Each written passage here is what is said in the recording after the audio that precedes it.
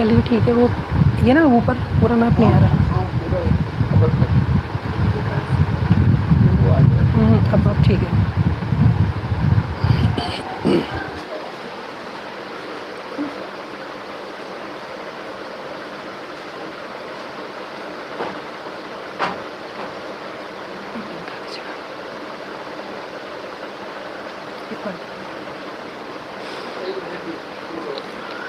Hello students, Abhyuday योजना के इस ज्योग्राफी क्लास में आप सभी का स्वागत है। और आज हम लोग एक नए टॉपिक के साथ आगे बढ़ेंगे। कल का टॉपिक थोड़ा सा हम लोग का टेक्निकल इश्यूज़ की वजह से डिस्टर्ब हो गया था, तो आप लोगों के बहुत सारे कमेंट्स थे कि सर इसको आप रिपीट कर दीजिए। तो रिपीट तो नहीं, लेकिन उसकी जो बहुत सारी चीज़ें थी वो मैं साथ साथ कवर करता चलूँगा। आप बिल्कुल भी उसको लेके परेशान ना हो कि हमारा टॉपिक छूट गया है। किसी का कुछ नहीं छूटा है।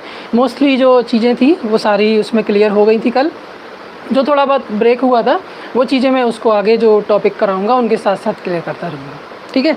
तो जैसे कि हमारा आज का टॉपिक है वल्कनिज्म एंड अर्थक्वेक। तो ज्वालामुखी और भूकंप। ज्वालामुखी और भूकंप के बारे में कल हम लोगों ने पढ़ा था कि वो इंडोजेनेटिक फोर्स के ही पार्ट होते हैं, ठीक है। तो हम इसको ज्वालामुखी और भूकंप से एकदम शुरू ना करके इंडोजेनेटिक एक्टिविटीज़ से ही करेंगे, ठीक है। तो आपको ये जो कल कुछ छूटा था, कुछ दिक्कत हो रही थी, वो नहीं होगी, वो सब आपका ठीक हो जाएगा।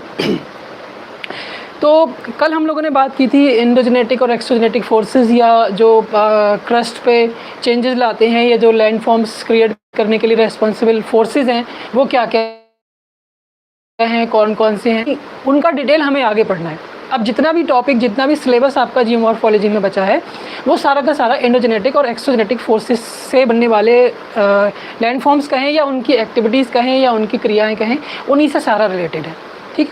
तो जैसा हमारा आज का टॉपिक है वल्कनिज्म एंड अर्थक्वेक, यहाँ लिख दे रहा हूँ मैं छोटा।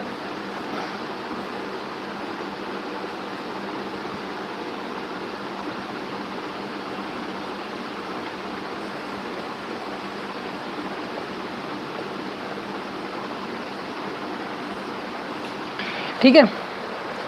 अब कल हम लोग पढ़ रहे थे कि पृथ्वी की परपटी पे परिवर्तन लाने वाले बल, वो बल कौन कौन से थे। तो उसमें आपने पढ़ा था एक एंडोजेनेटिक फोर्स था, एक एक्सोजेनेटिक फोर्स था। तो जो एंडोजेनेटिक फोर्स था उसका क्या रोल है, वो पृथ्वी की सतह के अंदर रह के काम करता है। पृथ्वी की सतह के अंदर रह के जो एक्टिविटी होती हैं, पृथ्वी की सतह के अंदर जो भूकंपीय क्रियाएं होती हैं, वो भूगर्भीय क्रियाएं होती हैं, वो सारी की सारी क्रियाएं जो है वो एंडोजेनेटिक फोर्सेस के अंतर्गत आती हैं। आप एक बार इसको यहाँ से अपनी बात शुरू करेंगे। फोर्सेस फिर से वो कर लीजिए, फोर्सेस, और फोर्सेस में आप यहाँ पे लिखेंगे एंडोजेनेटिक फोर्स। एंडोजेनेटिक फोर्सेस में आपने देखा था इसके भी दो पार्ट थे। दो पार्ट क्या थे, एक पार्ट आपका था sudden movement, sudden endogenetic forces,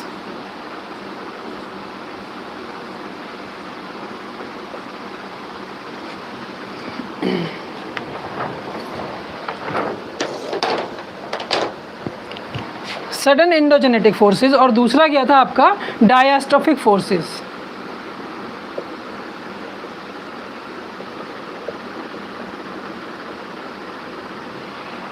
अब देखिए आज का जो हमारा टॉपिक है वो इससे रिलेटेड है। कल आपको बताया था मैंने कि जो एंडोजेनेटिक फोर्सेस होते हैं, एंडोजेनेटिक फोर्सेस के दो पार्ट हैं। आज भी यही बात है, सडन एंडोजेनेटिक फोर्स और डायस्ट्रोफिक एंडोजेनेटिक फोर्स या डायस्ट्रोफिक फोर्स। सडन वाले में क्या बताया था, ये इसके जो दो पार्ट थे, सडन वाले में ये था कि आकस्मिक अंतर्जात बल, अचानक क्रियाएं होती हैं, और इसमें क्या था, दीर्घकालिक क्रियाएं होती हैं, ठीक है। तो अब आप देखिए इसको जब हम फिर से तोड़ते हैं तो इसके टुकड़े आपको बताए थे, वो क्या बताया था देख लीजिए आप। यहाँ लिख देता हूँ मैं, सडन एंडोजेनेटिक।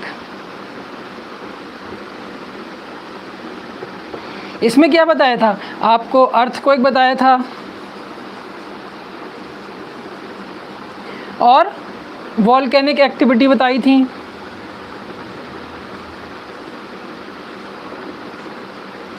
और क्या बताया था, लैंडस्लाइड बताया था, ये तो बताया था। अब बाकी चीज़ों को आप थोड़ी देर के लिए छोड़ दीजिए। चले तो हम कहाँ से थे, फोर्स से ही चले थे, क्योंकि सारा जो भी मैंने आपको पहले भी बताया है कि जो भी स्थलखंड या स्थलमंडल पर स्थलाकृतियाँ हैं वो सारी की सारी स्थलाकृतियाँ आंतरिक और बाह्य बलों का ही रिजल्ट होती हैं, आंतरिक और बाह्य बलों की क्रियाओं का ही परिणाम होती हैं। तो उस बात को हमें हमेशा ध्यान रखना है। ये इसकी टेक्निक है, ये इसकी टेक्नोलॉजी है कि जो स्थलखंड बन रहा है या स्थलखंड का इरोजन अपक्षय अपर्दन की क्रियाएं हो रही हैं, उसके बाद या बाह्य बल उस पर काम करके डेन्यूडेशन कर रहा है, तो लैंडफॉर्म का फॉर्म चेंज हो रहा है, फॉर्म चेंज होने के बाद फिर से कोई नया लैंडफॉर्म बन रहा है, फिर से वो डेन्यूडेशन हो रहा है, फिर से वो लैंडफॉर्म को ख़त्म करने की कोशिश कर रहा है और सरफेस को प्लेन करने की कोशिश कर रहा है। तो सरफेस प्लेन पहले जैसी तो नहीं हो पाती है, लेकिन लैंडफॉर्म का फॉर्म चेंज होता चला जाता है। तो जो भी स्थलमंडल पर जो भी लिथोस्फीयर में लैंडफॉर्म्स हैं, स्थलाकृतियाँ हैं, वो सारी की सारी स्थलाकृतियाँ जो हैं वो एंडोजेनेटिक और एक्सोजेनेटिक फोर्सेस का रिजल्ट हैं। तो एंडोजेनेटिक में आपने देखा था कि दो टाइप के फोर्स देखे थे आपने, एक सडन आकस्मिक अंतर्जात शक्ति और दूसरा डायस्ट्रॉफिक पटल विरूपण जो लंबे समय में काम करता है।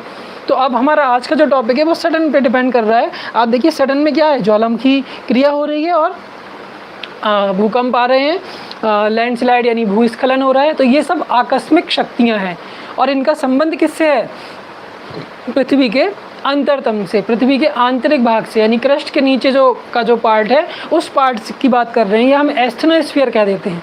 आंतरिक भाग से मतलब सीधा सीधा हम एस्थेनोस्फीयर से कह देते हैं। एस्थेनोस्फीयर में ही ये सारी चीज़ें की उत्पत्ति होती है, वहीं से शुरुआत होती है कि किस तरह से ज्वालामुखी हो रहा है, कैसे भूकंपीय घटनाएं हो रही हैं, कैसे लैंडस्लाइड होगा। तो ये सारा का सारा जो प्रक्रिया है वो सब एस्थेनोस्फीयर में, पृथ्वी के अंतरतम में होता है ऐसा। तो अब आपको एक रास्ता मिल गया, एक दिशा मिली। जो कल आप परेशान हो रहे थे कि हमारा टॉपिक ना छूटे, तो टॉपिक बिल्कुल किसी का नहीं छूटा है और छूटेगा भी नहीं। तो उन चीज़ों को जो कल थोड़ी सी आपकी मिसिंग हो रही थी उनको हम यहाँ साथ साथ कवर करते चलेंगे। तो आप देखिए कि जब हम आज वोल्केनिज्म और अर्थक्वेक की बात कर रहे हैं, यानी ज्वालामुखीयता या ज्वालामुखी क्रिया और भूकंपीय क्रिया, इनकी बात कर रहे हैं, तो ये किसका पार्ट है, किसके अंतर्गत आती हैं, वो आपको ध्यान देना है। तो किसके अंतर्गत आती हैं, एंडोजेनेटिक फोर्सेस के अंतर्गत आती हैं, आंतरिक बल या अंतर्जात बलों के अंतर्गत आती है। अंतर्जात बलों में भी किसके अंतर्गत आती हैं, जो सडन मूवमेंट होते हैं, आकस्मिक अंतर्जात शक्ति। और आकस्मिक क्यों है, आप देख रहे हैं कि ज्वालामुखी विस्फोट अचानक होता है, भूकंपीय घटना अचानक होती है और लैंडस्लाइड अचानक होता है।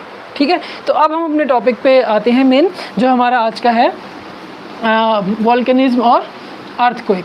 तो पहले हम वोल्केनिज्म की बात कर लेते हैं, ये कंप्लीट हो जाता है तो ठीक है, फिर आगे भूकंप करेंगे, कोशिश करूँगा दोनों आज हो जाए। वोल्केनिज्म, ज्वालामुखी, ज्वालामुखी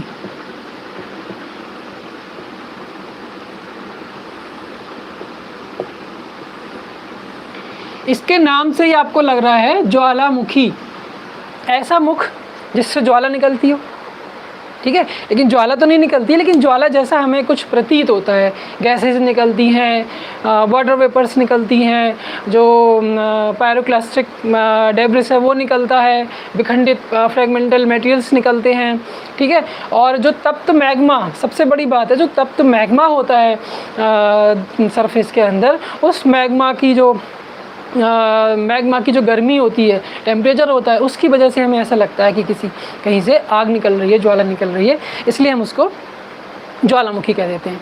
तो ज्वालामुखी का सीधा सीधा आप जो परिभाषा है वो ये दे सकते हैं कि ज्वालामुखी से तात्पर्य ऐसे छिद्र या दरार से है जहाँ से तप्त मैग्मा जो लावा के रूप में निकलता है, तो मैग्मा ना कह के आप लावा कहिए, तप्त लावा प्रवाह होता है, जलवाष्प निकलती है, गैसेस निकलती हैं और लावा के जमे हुए जो टुकड़े हैं वो निकलते हैं, जिनको हम पायरोक्लास्टिक डेब्रिस और फ्रैगमेंटल मटेरियल्स कह देते हैं। तो ये सारी चीज़ें, धुआं निकलता है। तो ये सब क्या है, ये जिस स्थान से ये सारी पदार्थ चीज़ें निकलती हैं उस स्थान को हम ज्वालामुखी कह देते हैं। तो आपकी समझ में आया होगा कि ज्वालामुखी क्या है। ज्वालामुखी बहुत आसान लगता है बहुत सिंपल लगता है लेकिन कुछ इसमें टेक्निकल चीज़ें भी हैं, आपको वो सिर्फ उनका थोड़ा ध्यान देना है। नॉर्मल किसी व्यक्ति के लिए ज्वालामुखी सिंपल ज्वालामुखी जैसी बात हो गई कि ज्वाला निकल रही है आग से, लेकिन आपको ध्यान देना है कि वो उसका रीज़न क्या है, क्यों निकल रही है, कहाँ से निकल रही है, पूरे ग्लोब में कहीं पे क्यों नहीं निकल रही, हर जगह क्यों नहीं निकल रही, उसके कुछ स्पेसिफिक पार्ट्स हैं वहीं से क्यों निकल रही है। तो पूरा मैकेनिज़्म क्या है, पूरा प्रोसेस क्या है, किस तरह ज्वालामुखी की जो क्रिया है वो संपन्न हो रही है, ज्वालामुखी की जो पूरा प्रोसेस है वो क्या है, उस पूरे प्रोसेस को हम वल्कनिज्म या ज्वालामुखीयता कहते हैं। ठीक है, वल्कनिज्म, ज्वालामुखी, वोल्केनो, ज्वालामुखी से संबंधित जितनी भी क्रिया है वो सारी की सारी क्या कहलाती है, वल्कनिज्म कहलाती है।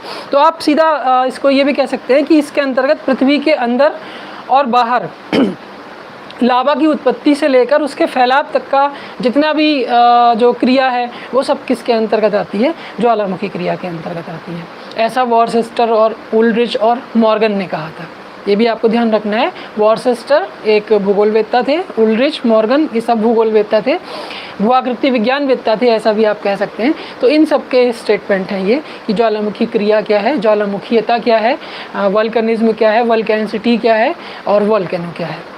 तो ये चीज़ें आपको ध्यान रखनी है कि वोल्केनो क्या होता है, वल्कनिज्म क्या होता है, वल्केनिसिटी क्या होती है, ये चीज़ें ध्यान देनी है। यहाँ से हमारी बात आगे स्टार्ट होती है। अच्छा, एक बात और,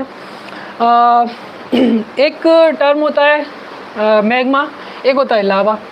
इनके बारे में विशेष ध्यान आपको रखना है क्योंकि मोस्टली लोग कंफ्यूज रहते हैं इसको लेके। लावा और मैग्मा, कोई भी चट्टान जब वो एस्थेनोस्फीयर में जाती है तो मेल्ट हो जाती है। चट्टान की पिघली हुई जो अवस्था है वो मैग्मा होती है जब तक वो पृथ्वी के आंतरिक भाग में है। आंतरिक भाग से मतलब भी समझ लीजिए आंतरिक भाग से मतलब क्रस्ट मेंटल कोर हम लोग जानते हैं, देखिए डेली पुरानी चीज़ें आती हैं आगे, उनको आप ध्यान रखते रहिए। क्रस्ट मेंटल कोर करते हैं और इसमें आपने देखा था कि यहाँ एस्थेनोस्फीयर, और एस्थेनोस्फीयर में जो रॉक्स हैं वो क्या हो जाती हैं, वो मेल्टेड हो जाती हैं, पिघली अवस्था में, तरल अवस्था में मिलने लगती हैं। तो अगर मैं कहूँ कि ऊपरी मेंटल में जब तक तरल पदार्थ रहता है तब तक उसको या मेंटल के ऊपर जब तक तरल पदार्थ रहता है उसको मैग्मा कहते हैं, लेकिन वो क्रस्ट के नीचे है, इसका ध्यान रखना है। अगर हम क्रस्ट के संदर्भ में कहते हैं तो क्रस्ट के नीचे जब तक है तब तक वो मैग्मा है, और जैसे ही वो क्रस्ट के ऊपर आगे फैल गया, जम गया, तो वो लावा बन गया। ठीक है, मैग्मा और ये लावा। तो इस बात का विशेष ध्यान रखना है, जब तक वो एस्थेनोस्फीयर में रहता है, पिघली अवस्था में रहता है, पृथ्वी के अंदर रहता है, क्रस्ट के नीचे रहता है, मेंटल के ऊपर क्रस्ट के नीचे, तब तक वो मैग्मा। और जब वो चाहे दरारी उद्गार हो या सेंट्रल इरेप्शन हो, उनके द्वारा, किसी भी उद्गार के द्वारा पृथ्वी की सतह पर जम जाता है तो वो लावा बन जाता है। तो लावा क्या होता है, मैग्मा क्या होता है, ये बेसिक चीज़ें हैं जो आपको क्लियर होनी चाहिए। तो अब एक और इम्पोर्टेंट बात ये कि अभी मैंने आपको इस बीच ये बात बता भी दी, ये एस्थेनोस्फीयर, दुर्बलता मंडल का बहुत रोल होता है, आपको मैंने पहले क्लासेस में कहा है। तो दुर्बलता मंडल क्या है, दुर्बलता मंडल यहाँ इनके बीच, दुर्बलता मंडल में ही मैग्मा का जमाव हो रहा है। चट्टानें, प्लेट्स की जब मैकेनिज्म समझाई थी, दो प्लेट आपस में टकराई और एक प्लेट दूसरी के नीचे गई, और क्या हुआ, वो सबडक्शन जोन में चली गई, बेनियोफ जोन में चली गई, और वहाँ से मेल्ट हो गई, और मेल्ट हो गई वो एस्थेनोस्फीयर में मैग्मा की मात्रा बढ़ी, और वो मैग्मा क्या करेगा, फिर से बाहर निकलने की कोशिश करेगा। तो जैसे ही वो सरफेस को, जहाँ भूपर्पटी कमज़ोर है, उसको तोड़कर बाहर निकल आएगा, ज्वालामुखी क्रिया हो जाएगी। और जब वो उसको तोड़ नहीं पाता है, गैसेस वहाँ से निकलती हैं हॉट स्पॉट से और क्रस्ट पे टक्कर मारती हैं। ठीक है, आप देखिए कि अगर ये क्रस्ट है आपके पास और यहाँ से गैसेस निकल रही हैं, सरफेस को टक्कर मार रही हैं, टक्कर मारेंगी तो जब अगर भूपटल कमज़ोर है, जो क्रस्ट है वो कमज़ोर है, तोड़ के बाहर निकल आया, ज्वालामुखी का जन्म हो गया। और अगर वो इसको टक्कर मार रहा है और कंपन हो रहा है, तोड़ के बाहर नहीं निकल पाया लेकिन क्रस्ट में कंपन तो हो रहा है, तो वो भूकंप का रूप धारण कर लेता है। ये एक समरी है प्लेट टेक्टोनिक थ्योरी से निकली हुई। ठीक है, तो इस तरह से आपको ज्वालामुखी और भूकंप को बहुत इजीली समझना है कि ये क्या है, कैसे हैं, मैग्मा, लावा क्या होता है, ये सारी बात आपको समझनी है। तो जब तक वो सरफेस के नीचे रहता है, क्रस्ट के नीचे रहता है मैग्मा, तब तक मैग्मा तरल पदार्थ, और जैसे ही वो क्रस्ट के बाहर आ जाता है तब वो क्या बन जाता है, लावा बन जाता है। इस चीज़ का आपको ध्यान रखना है। अब अगला जो हमारा इसमें पार्ट बनेगा, ज्वालामुखी के अंग। ज्वालामुखी के इसकी स्ट्रक्चर संरचना क्या है, ज्वालामुखी को कैसे हम देखेंगे तो इसका क्या स्ट्रक्चर बनेगा। उसमें कुछ चीज़ें हैं जो पूछ ली गई हैं कई बार, और आपको टॉपिक समझने के लिए उनको समझना भी है। मान लीजिए कोई ये एक भूकंप की ज्वालामुखी की स्थिति में आपको दिखा दूं। यहाँ मान लीजिए ऐसे ये है और ये डिफरेंट रॉक्स हैं, ठीक है, डिफरेंट टाइप की रॉक्स हैं ये, और ये इसमें मैग्मा है, और ये यहाँ से विस्फोट हो रहा है, ठीक है। तो ये ज्वालामुखी के अंग क्या क्या अंग बनेंगे। देखिए सबसे पहले आपको एक कोनिकल शेप दिखाई दे रही है, ठीक है, कोनिकल शेप, तो ज्वालामुखी शंकु कह देते हैं इसको। ये ऐसी तो दिखाई देता है आपको, ज्वालामुखी का कहीं पिक्चर आपने देखा होगा तो ऐसे दिखाई दे रहा होगा। एक ऐसा ज्वालामुखी, ऐसा मुख जिससे, या ऐसा छिद्र या ऐसी दरार जहाँ से ज्वाला या कुछ गैस में या तप्त तरल पदार्थ निकलता है, तो ये कोई ना कोई तो ऐसा प्लेस होगा। तो ये है जिसको ज्वालामुखी वॉल्केनिक वेंट या ज्वालामुखी छिद्र कहते हैं। वॉल्केनिक वेंट या ज्वालामुखी छिद्र, वेंट या ज्वालामुखी छिद्र। अब आप देखिए ये एक नली जैसी दिखाई दे रही है, ये क्या है, ये जैसे ज्वालामुखी पाइप कह देते हैं। इसी नली के द्वारा क्या है, जो भूगर्भ का तप्त मैग्मा है वो इसी नली के द्वारा बाहर निकलता है और विस्फोट कर देता है। तो इन चीज़ों को आपको थोड़ा ध्यान देना है कि क्या होता है। तो ज्वालामुखी शंकु क्या है, ज्वालामुखी वेंट क्या है, ज्वालामुखी पाइप क्या है, क्रेटर और कॉल्डेरा भी हैं, वो चलो अभी बता देता हूँ। क्रेटर और कॉल्डेरा, क्रेटर जब ये होल थोड़ा बड़ा हो जाता है तो उसको क्रेटर कह देते हैं। यहाँ पर ये बड़ा हो जाएगा तो उसे क्रेटर कह देते हैं, क्रेटर।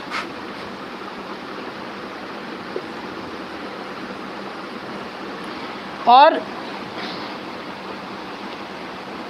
जब एक विस्फोट होता है, ज्वालामुखी विस्फोट होता है, और विस्फोट के बाद उसकी तीव्रता बहुत ज़्यादा होगी, और तीव्रता ज़्यादा होने के कारण क्या होगा कि ये यहाँ से तो विस्फोट हुआ और ये हिस्सा नीचे की तरफ धंस जाता है। ये तो जब विस्फोट होगा तो ये तो बड़ा हो जाएगा, इसका एरिया बढ़ जाएगा, लेकिन ये नीचे दब जाएगा, एक डिप्रेशन हो जाता है, गर्त हो जाता है। तो एरिया तो बढ़ेगा लेकिन गर्त हो जाएगा, धसाव हो जाएगा। तो ऐसी स्थिति को काल्डेरा कह देते हैं, काल्डेरा। ये पूछे जाते हैं अक्सर, तो आपको पता होना चाहिए ज्वालामुखी शंकु क्या है, ज्वालामुखी कोन या पाइप या बेंट, क्रेटर, काल्डेरा, ठीक है, काल्डेरा। तो वो डिप्रेशन होता है, एक गर्त जैसी स्थिति बन जाती है जब विस्फोट होता है। विस्फोट के बाद उसमें नीचे की तरफ धसाव हो जाता है, तो ऐसी स्थिति क्या बन जाती है, काल्डेरा बन जाती है।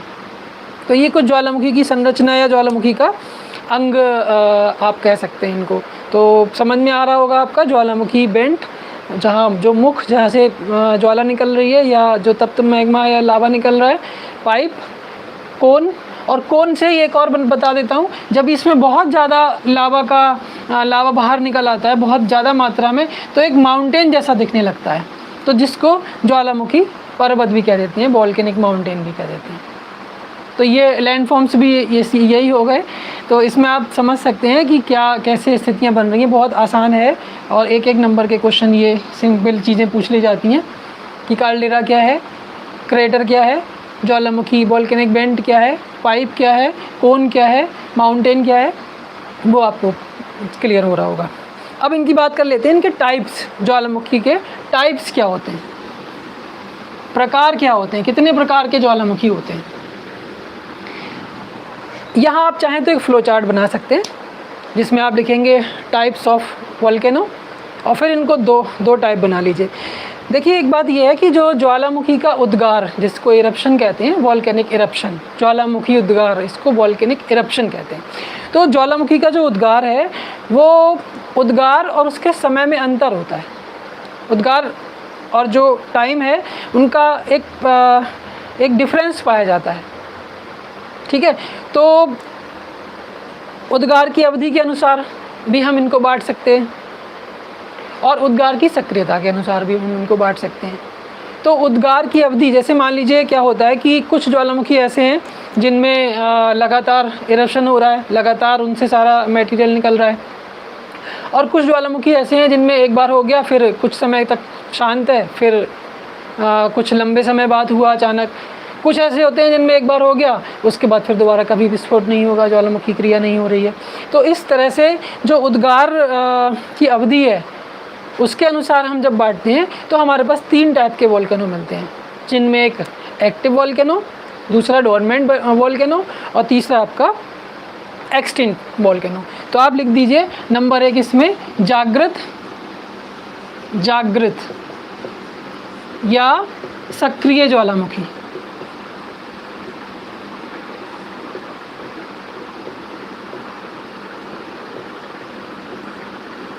और इसको हम कहते हैं एक्टिव वोल्केनो।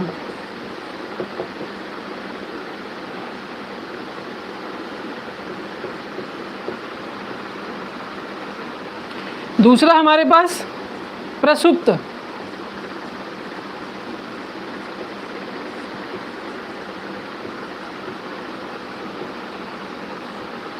डोरमेंट,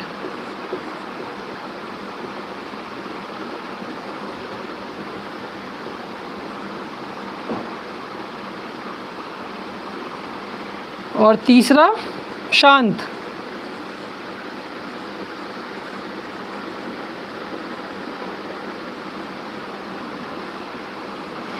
या एक्सटिंक्ट।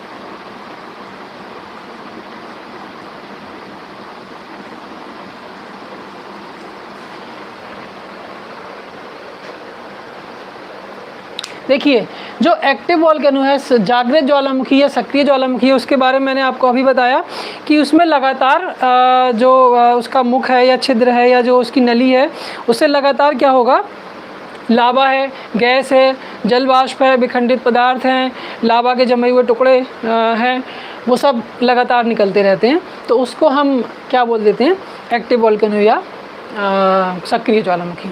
अब सक्रिय ज्वालामुखी विश्व में कहाँ कहाँ मिलते हैं, तो उसके लिए आप देख सकते हैं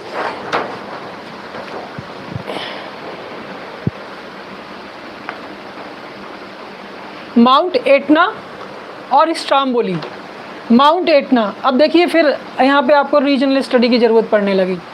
ये आपको पहले से क्लियर होना चाहिए। देखिए मेडिटेरेनियन सी की बात हो रही है, इटली की अगर हम बात कर रहे हैं तो आप देखिए इटली का लोकेशन जो है वो इटली का लोकेशन ये वाला है,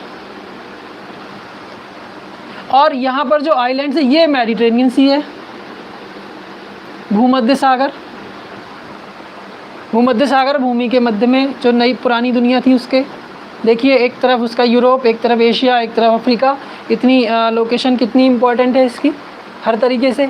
तो आपको मेडिटेरेनियन सी के बारे में एकदम स्टडी क्लियर होनी चाहिए। मेडिटेरेनियन सी की लोकेशन क्या है, कितना लॉन्गिट्यूड कितना लैटिट्यूड्स है इसका।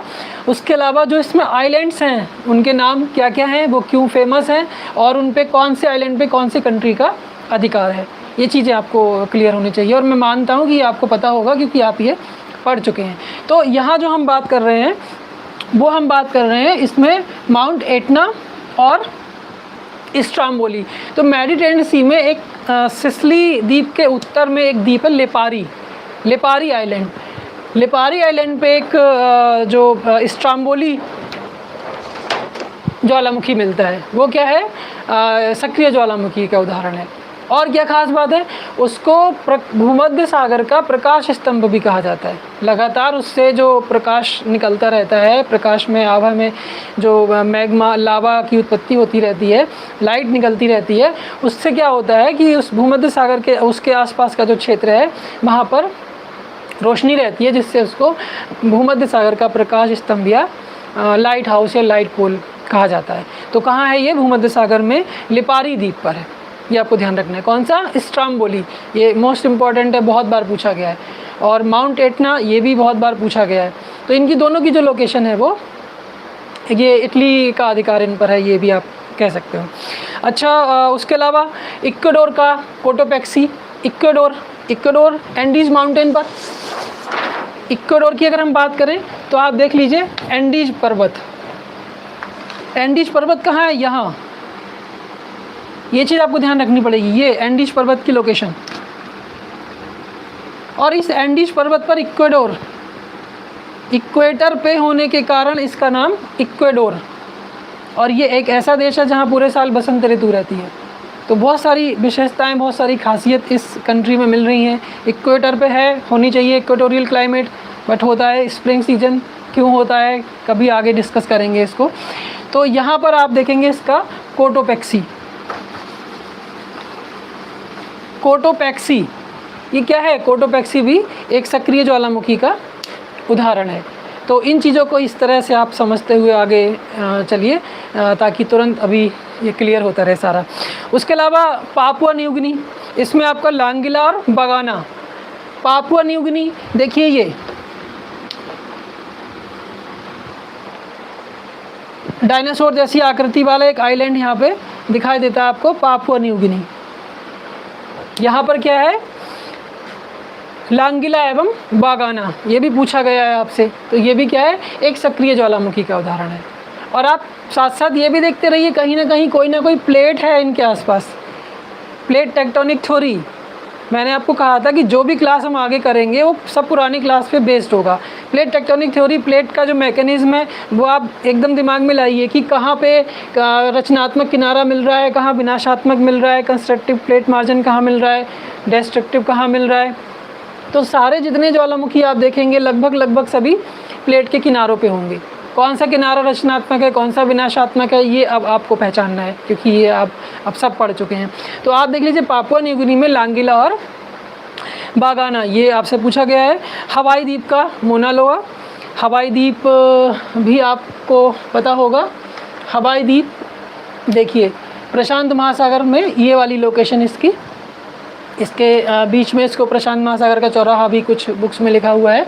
तो हवाई द्वीप में भी क्या है? मोना लोआ जो है वो एक एक्टिव वॉल्केनो है, लेकिन वो प्लेट के मार्जिन पे नहीं है, इस बात का भी ध्यान रखना। ये चीज़ हम आगे अभी बात करेंगे क्यों ऐसा है यहाँ। तो ये कुछ जो भूकंप, अच्छा भारत में जो एकमात्र है वो अंडमान निकोबार के बैरन द्वीप पे मिलता है। भारत के अंडमान निकोबार में बैरन द्वीप पे आपको एक एक्टिव वॉल्केनो मिलता है, ठीक है। उसके अलावा अंटार्कटिका का रॉस आइलैंड पे माउंट एरेबस, अंटार्कटिका आप देख ही रहे हैं, पूरा अंटार्कटिका यहाँ शो नहीं हो रहा है, यहाँ हो रहा है। तो आप अंटार्कटिका को देखेंगे, अंटार्कटिका माउंट एरेबस, ये क्या है? एक एक्टिव वॉल्केनो का एग्जाम्पल है। तो ये सारे जो अभी मैंने आपको बताया ये सब आए हुए हैं, इनको आप बहुत ध्यान से इनको याद कर लेंगे ताकि आपको समझ में आता रहे क्या स्थितियाँ हैं। तो ये क्या था? एक्टिव वॉल्केनो की बात हुई थी। अब दूसरा, अब बोला था अभी आपको प्रसुप्त या डोरमेंट, उसमें क्या है? वो सबसे ज़्यादा उसको धोखेबाज भी कह सकते हैं। उसमें क्या होता है कि एक बार विस्फोट होने के बाद फिर वो एक लंबे समय तक शांत हो जाता है। लंबे समय तक कोई उसमें लक्षण ऐसा दिखाई नहीं देता कि विस्फोट होने वाला है या विस्फोट हो सकता है। जैसे एक्टिव वॉल्केनो में होता है कि आपको लगातार उसका महसूस होता रहेगा कि हाँ वो एक्टिव है, उसमें लगातार गैसेस और वो सारी चीज़ें निकलती रहती हैं।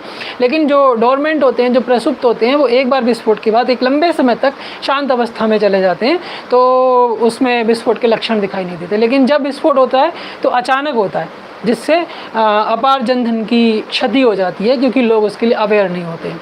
तो बहुत नुकसान जो प्रसुप्त ज्वालामुखी है वो करते हैं। तो उसके लिए प्रसुप्त का भी एग्जाम्पल आपको पता होना चाहिए, जिसमें इटली का वेसुवियस, ठीक है, इटली का वेसुवियस, इटली में आपको दिखा चुका, अब आपको ढूंढना है इटली का वेसुवियस। उसके अलावा इंडोनेशिया में क्राकाटाओ, इंडोनेशिया देखिए ये है, तो ये सुमात्रा और ये जावा, ये इंडोनेशिया और ये मलेशिया। यहाँ पे सुंडा स्ट्रेट है एक, सुंडा स्ट्रेट में बहुत सारे ज्वालामुखी क्रियाएं होती हैं। तो जो अभी मैंने आपको बताया क्राकाटाओ, वो क्या है? इंडोनेशिया का एक प्रसुप्त ज्वालामुखी। जापान का फ्यूजियामा, ये कहाँ है, ये क्या है, प्रसुप्त ज्वालामुखी या डोरमेंट वॉल्केनो का एग्जाम्पल है। तो आपको ये याद रखना है कि एक एक्टिव वॉल्केनो कौन से होते हैं, कौन कौन से हैं विश्व में फेमस और कंपटीशन में बहुत सारे आए हुए हैं, प्रसुप्त कौन से होते हैं, उनकी क्या विशेषता होती है और विश्व में कहाँ कहाँ होते हैं। उसके बाद आता है शांत ज्वालामुखी। शांत ज्वालामुखी का बस ये है कि एक बार विस्फोट होने के बाद फिर दोबारा उसमें विस्फोट नहीं होता, उसमें जो उसका क्रेटर है या उसका जो बेंट है या उसका मुख है उसमें पानी भर जाता है, झीलों का निर्माण हो जाता है, तो उसकी संभावना ख़त्म हो जाती है और पुनः उसमें उद्गार नहीं होता। तो इसका जो एग्ज़ाम्पल है वो ईरान का कोह सुल्तान, ठीक है, ईरान का कोह सुल्तान और देमबंद ये भी आए हुए हैं। शांत ज्वालामुखी के उदाहरण हैं, एक्सटिंक्ट वॉल्केनो के एग्जाम्पल्स हैं कौन कौन से, ईरान का, देमबंद और कोह सुल्तान। ईरान आप देख सकते हैं, ईरान कहाँ है, ईरान तो आपको सभी को मिल जाएगा इसमें। ईरान की स्थिति ये पूरा मिक्स है, ईरान इराक वाला एरिया।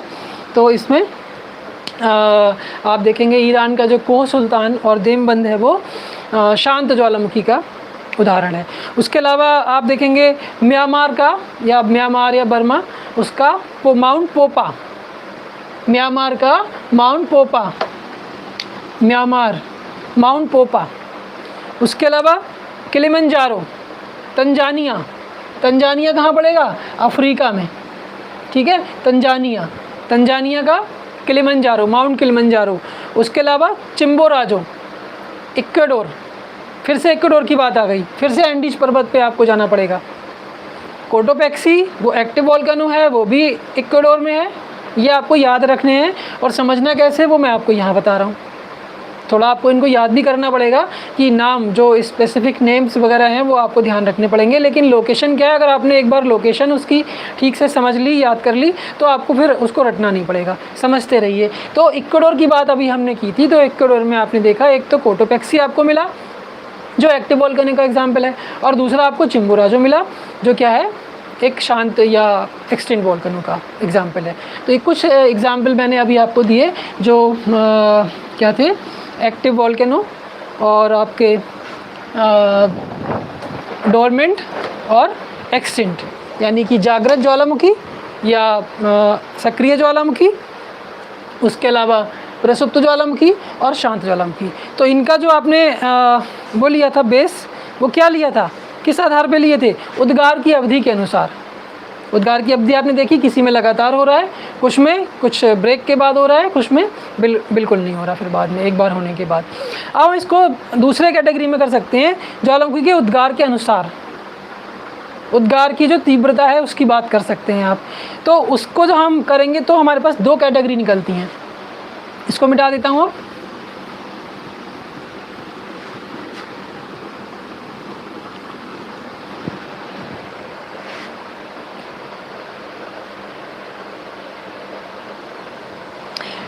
एक निकलता है केंद्रीय उद्गार,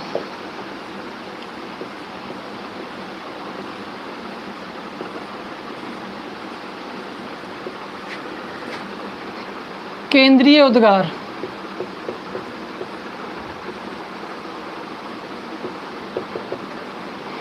सेंट्रल इरप्शन।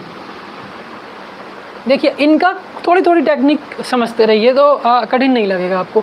सेंट्रल इरप्शन या केंद्रीय उद्गार, देखिए अभी मैंने आपको बताया था, वॉल्केनो का एक डायग्राम बना के बताया था कि ये इस टाइप से कोन बना दिया और एक पाइप बना दिया और यहाँ से आग निकल रही।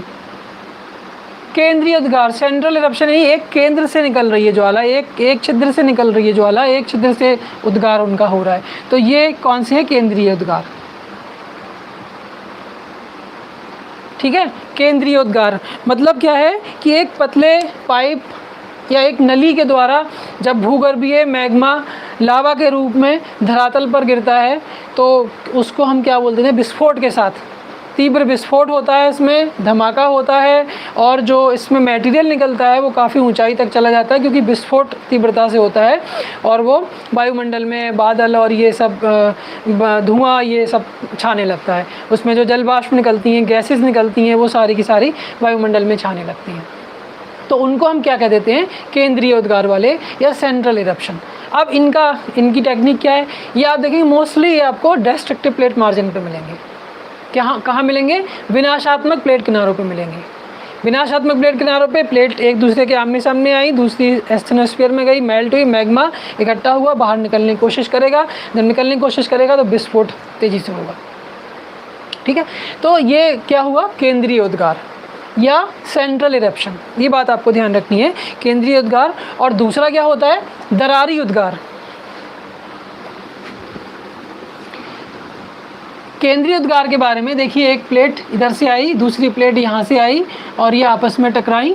टकराने के बाद ये मेल्ट हो गई और ये मैग्मा इकट्ठा हुआ, ऊपर की तरफ तीव्रता से निकलेगा और भूपटल कमज़ोर हुआ तो ये बाहर निकल जाएगा। तो कौन सा प्लेट मार्जिन हुआ? डिस्ट्रक्टिव, विनाशात्मक किनारा।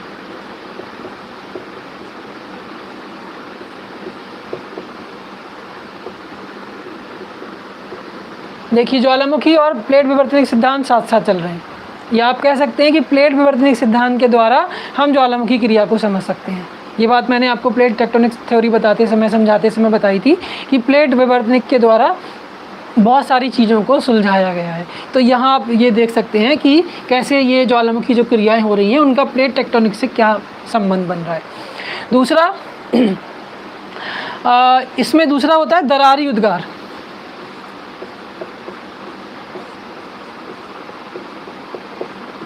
फिशर इरप्शन,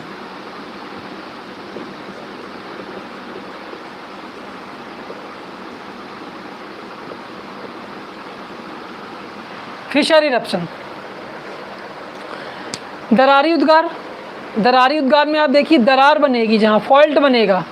ठीक है, दरार होगी। दरार में क्या होगा? दो प्लेट आपस में जुड़ी थी, दो प्लेट आपस में जुड़ी हुई हैं और दोनों में विपरीत दिशा में गति होने लगी।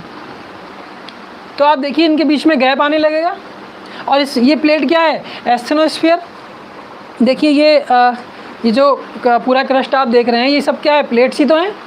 और इनका ये जो पूरा स्थल मंडल है वो प्लेट से मिलके बना हुआ है। अब क्या है कि इसके नीचे asthenosphere, crust, mental, core, 3 layer, crust, mental, core. अब आप देखिए बीच में यहाँ एस्थेनोस्फीयर है। अब जो ये प्लेट्स आपस में जुड़ी हैं, ये प्लेट्स ही तो हैं, ये आपस में जुड़ी हैं, दोनों अलग अलग हो रही। यहाँ जो मैग्मा है वो क्या करेगा? जब इसमें गैप आएगा, दोनों दूर हटी तो क्या हुआ? गैप आया, और गैप आएगा तो इस गैप में ये मैग्मा क्या करेगा? भरना शुरू हो जाएगा, ऊपर आना शुरू हो जाएगा। तो भूगर्भिक जो हलचल है, इस भूगर्भिक हलचल के कारण जब क्रस्ट में दरारें पड़ जाती हैं और दरार पड़ने के कारण भूगर्भ का मैग्मा धरातल पर, यानी जो पृथ्वी के आंतरिक भाग का जो मैग्मा है, एस्थेनोस्फीयर से जो मैग्मा आ रहा है, वो कहाँ है? धरातल पर, सरफेस पर जमा होने लग रहा है। लावा की मोटी मोटी चादर जम जाती हैं। वो डिपेंड करता है कि कितनी तीव्रता है, कितनी लावा मोटा है या पतला है, कैसा है, तो उसकी चादर कैसी, कितनी मोटी जमेगी, पतली जमेगी, ये उस पर डिपेंड करता है। तो फिलहाल ये सेंट्रल इरप्शन और दूसरा आपका फिशर इरप्शन। तो ये कहाँ मिलेगा?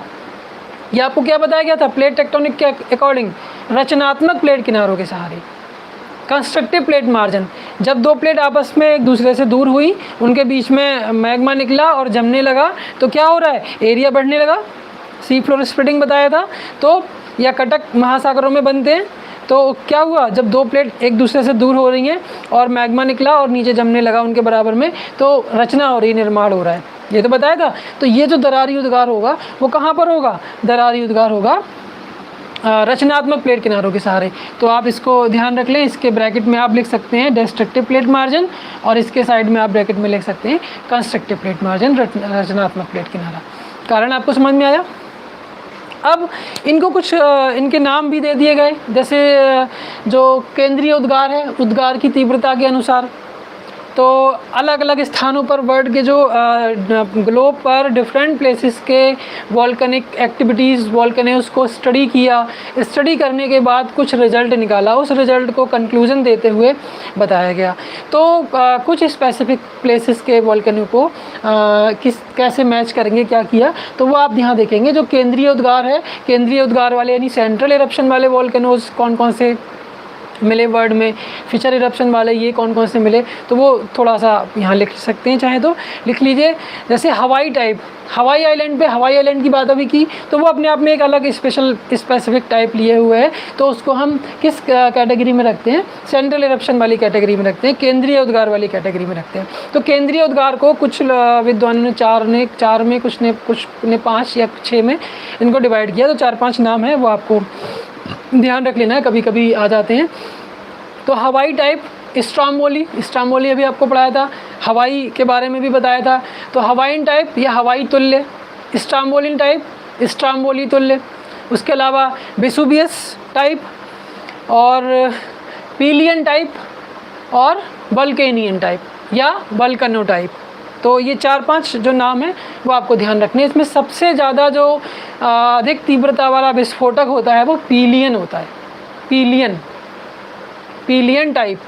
पीलियन टाइप का एग्जाम्पल जो पश्चिमी द्वीप समूह या वेस्ट इंडीज़ की बात हम करेंगे, तो वेस्ट इंडीज़ में माउंट पीली पर एक ज्वालामुखी क्रिया हुई है, तो उसके नाम पे इसको पीलियन रखा गया है। और ये बहुत विनाशकारी और अधिक तीव्रता वाला होता है। इसमें आपका सुंडा स्ट्रेट का जो क्राकाटाओ है वो भी इसी कैटेगरी में आता है। ठीक, तो ये ध्यान रखना है। हवाइन टाइप, ठीक, Stromboli type, Vulcanian type, Pelean type और वेसुवियस टाइप, ये 5 हैं। आप इनको बस ध्यान रखें, किसके साथ जोड़ना है, सेंट्रल इरप्शन के साथ जोड़ना है। आप चाहें तो इनको इस टाइप से 4-5 इसके बना दें, और यहाँ आपका ये हवाइन, स्ट्राम्बोलिन, पीलियन, वेसुवियस और वल्केनियन ध्यान रहेगा आपको इस तरीके से। तो फ्लो चार्ट आप इसको भी फ्लो चार्ट में बना सकते हैं। पहले ज्वालामुखी, फिर ज्वालामुखी का वितरण, वो ज्वालामुखी का टाइप में आपने उद्गार के हिसाब से देखा कि कैसे बनाना है। तो उसमें आपको ये 3 निकल के आए वहाँ, जिसमें आपने जागृत ज्वालामुखी, प्रसुप्त ज्वालामुखी और आपका शांत ज्वालामुखी। तो उसके अलावा दूसरी कैटेगरी आपने देखा, तो उसमें आपका निकल के आए सेंट्रल इरप्शन, केंद्रीय उद्गार और दरारी उद्गार, फिशर इरप्शन। सेंट्रल इरप्शन में आपने देखा कि मोस्टली ये सब कहाँ मिलते हैं, विनाशात्मक डिस्ट्रक्टिव प्लेट मार्जिन के सहारे मिलते हैं। ये वाले कहाँ मिलते हैं, कंस्ट्रक्टिव प्लेट मार्जिन के सहारे मिलते हैं। इनको आपने 4-5 नाम, 4-5 अलग कैटेगरी में बना दिया, 5 कैटेगरी में। अब यहाँ तक की बात आपकी क्लियर हो गई। अच्छा, यहाँ क्या है, दरारी उद्गार में क्या होता है, मोस्टली लावा डिपोजिशन होता है। लावा निकलता है, उसकी परतें बनती चली जाती हैं। लावा के निकलने से क्या होता है, जो सरफेस है उस पर परतें बनती चली जाती हैं, और परतों से क्या होता है, विभिन्न प्रकार का पठारों का निर्माण हो जाता है। तो क्रेटेशियस, अब आप देखिए वर्ल्ड जो जियोलॉजिकल हिस्ट्री हम लोगों ने पढ़ी थी, जियोलॉजिकल हिस्ट्री में क्रेटेशियस काल की बात आई थी, और क्रेटेशियस काल में आपको बताया था कि ज्वालामुखी, दरारी उद्गार वाले ज्वालामुखी हुए और उनसे विश्व में अनेक जगह लावा पठारों का निर्माण हुआ। तो वो आपको ध्यान रखना है। कोलंबिया का पठार जो यूएसए में है, United States of America, Columbia का पठार, तो वो क्या है, दरारी उद्गार का बना हुआ है। भारत में आप देखें दक्षिण में जो दक्षिणी पठार या डेक्कन प्लेट्यू है, वो भी क्या है, लावा पठार का बना हुआ पठार है, जिसमें आप काली मिट्टी आपको मिलती है। तो इस टाइप से चीज़ें आप अगर थोड़ा समझ के करेंगे तो बहुत इजी लगेगा, आपको समझ में अच्छे से आ रहा होगा कि क्या ज्वालामुखी की बात कहाँ से शुरू हुई, ज्वालामुखी क्या है, और धीरे धीरे हम कहाँ तक बढ़ते चले जा रहे हैं उन चीज़ों से। तो आपको बस मेन यहाँ पर फोकस इस चीज़ में ये रखना है कि एक्टिव वोल्केनो क्या डेफिनेशन है, कौन से हैं इस समय वर्ल्ड में, कहाँ हैं, और उसके अलावा डोरमेंट हैं वो कौन से हैं, उनकी क्या विशेषता है, और जो एक्सटिंक्ट या शांत ज्वालामुखी हैं वो कौन से हैं वर्ल्ड में, उनकी डेफिनेशन क्या है, वर्ल्ड में कहाँ उनकी क्या लोकेशन है। उसके बाद आपने इनको सेंट्रल इरप्शन और फिशर इरप्शन लिया। सेंट्रल में एक नली के द्वारा आप देख रहे हैं ज्वालामुखी विस्फोट हो रहा है, केंद्रीय उद्भेदन हो रहा है, ठीक है। सेंट्रल इरप्शन, केंद्रीय उद्भेदन, केंद्र के द्वारा, एक सेंटर के द्वारा उद्भेदन हो रहा है। दूसरा किसके द्वारा हो रहा है? दरारी उद्गार के द्वारा हो रहा है। तो दरार जब पृथ्वी से प्लेटें एक दूसरे से दूर हो रही हैं तो एस्टेनोस्फीयर से मैग्मा आ रहा है और मैग्मा क्या कर रहा है? वो लावा के रूप में धरातल पर जमता चला जा रहा है, तो वो दरारी उद्गार के अंतर्गत आता है।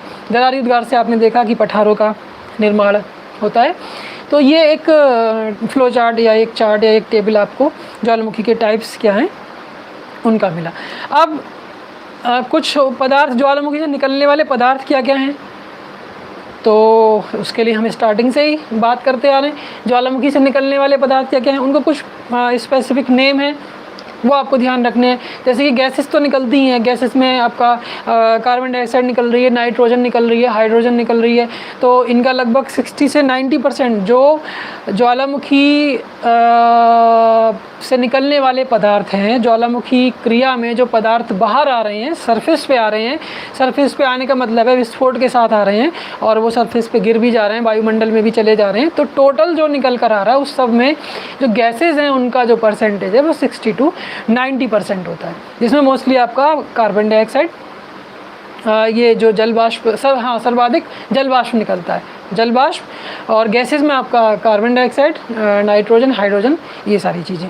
उसके अलावा विखंडित पदार्थ, फ्रेगमेंटल मटेरियल्स, इसके लिए मैंने आपको भी एक ये बताया था कि लावा के जमे हुए टुकड़े जिसको स्पेशली पायरोक्लास्टिक, ठीक है, पायरोक्लास्टिक डेब्रिस, विखंडित मलबा भी आप कह सकते हैं इसको, लावा का विखंडित मलबा। तो लावा जो मैग्मा है वो आते आते थोड़ा थोड़ा कहीं कहीं चट्टानों में बीच में जम जाता है, लेकिन जब तेज प्रेशर आता है, तीव्रता ज़्यादा होती है, तो वो जो बीच में चट्टानों के टुकड़े फंसे हुए होते हैं लावा के, मैग्मा के जमे हुए लावा के रूप में, वो बाहर निकल जाते हैं। इनको पायरोक्लास्टिक डेब्रिस बोल देते हैं। वो भी कई बार पूछा गया आपसे।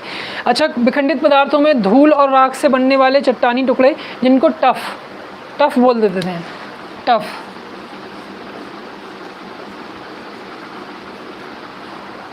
धूल और राख से बनने वाले टुकड़े होते हैं जो जिनको टफ बोल देते हैं। एक मटर के दाने के आकार के टुकड़े होते हैं जिनको लैपिली बोल देते हैं, लैपिली। ये सब पूछे गए हैं और आपको ध्यान रखने हैं। ज्वालामुखी से निकलने वाले जो पदार्थ हैं वो क्या क्या हैं? लैपिली है, टफ है, पायरोक्लास्टिक डेब्रिस है, गैसेस हैं, जल वाष्प है, वाटर वेपर्स हैं। तो वाटर वेपर सबसे ज़्यादा मात्रा में निकलती हैं। उसके अलावा जो बड़े बड़े टुकड़े होते हैं जिनको ज्वालामुखी बम और ब्रेसिया कह देते हैं, ज्वालामुखी बम और ब्रेसिया कह देते हैं।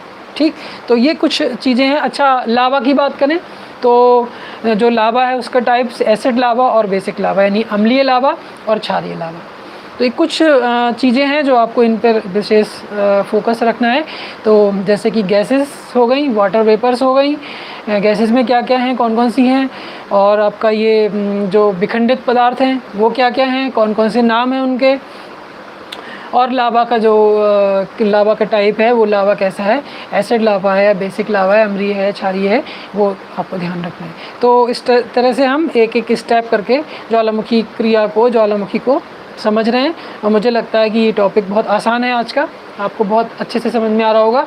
बस हमें ध्यान ये रखना है कि ज्वालामुखी का जो टेक्निक है वो कहाँ से स्टार्ट होता है। तो टेक्निक इसका एंडोजेनेटिक फोर्स से स्टार्ट होता है। एंडोजेनेटिक में ये सडन मूवमेंट वाला है, और सडन मूवमेंट में आपने देखा कि ज्वालामुखी भूकंप और लैंडस्लाइड या जो भी इस प्रकार की घटनाएं इस स्थल मंडल पर घटती हैं कि वो अचानक से हो रही हैं, आकस्मिक शक्ति हो रही है, और उसका जो मैकेनिज्म है वो सब इंटरनल स्ट्रक्चर में क्रिएट हो रहा है। तो वो सब एंडोजेनेटिक फोर्सेस के अंतर्गत आती हैं। अब हम कुछ बात कर लेते हैं कि इनका जो लैंडफॉर्म्स, अभी लगभग हमने उसकी संरचना में देखा था कि जो लैंडफॉर्म्स बन रहे हैं वो कौन कौन से बन रहे हैं। तो उनको भी हम ऐसे केंद्रीय और दरारी उद्गार के हिसाब से कर सकते हैं। तो उनको हम केंद्रीय दरारी ना कह के दो टाइप की स्थलाकृतियाँ कह सकते हैं। जैसे एक बात यहाँ पे थोड़ा आपको और ज़्यादा समझने की है, वो क्या है वो समझ लीजिए कि जैसे हमारे पास ये क्रस्ट है, ये मान लीजिए पृथ्वी का हिस्सा है, और इस हिस्से में आप देखिए ये इंटरनल पार्ट, ये क्रस्ट का हिस्सा है और ये इंटरनल पार्ट है सारा। अब यहाँ पे मान लीजिए मैग्मा के भंडार हैं,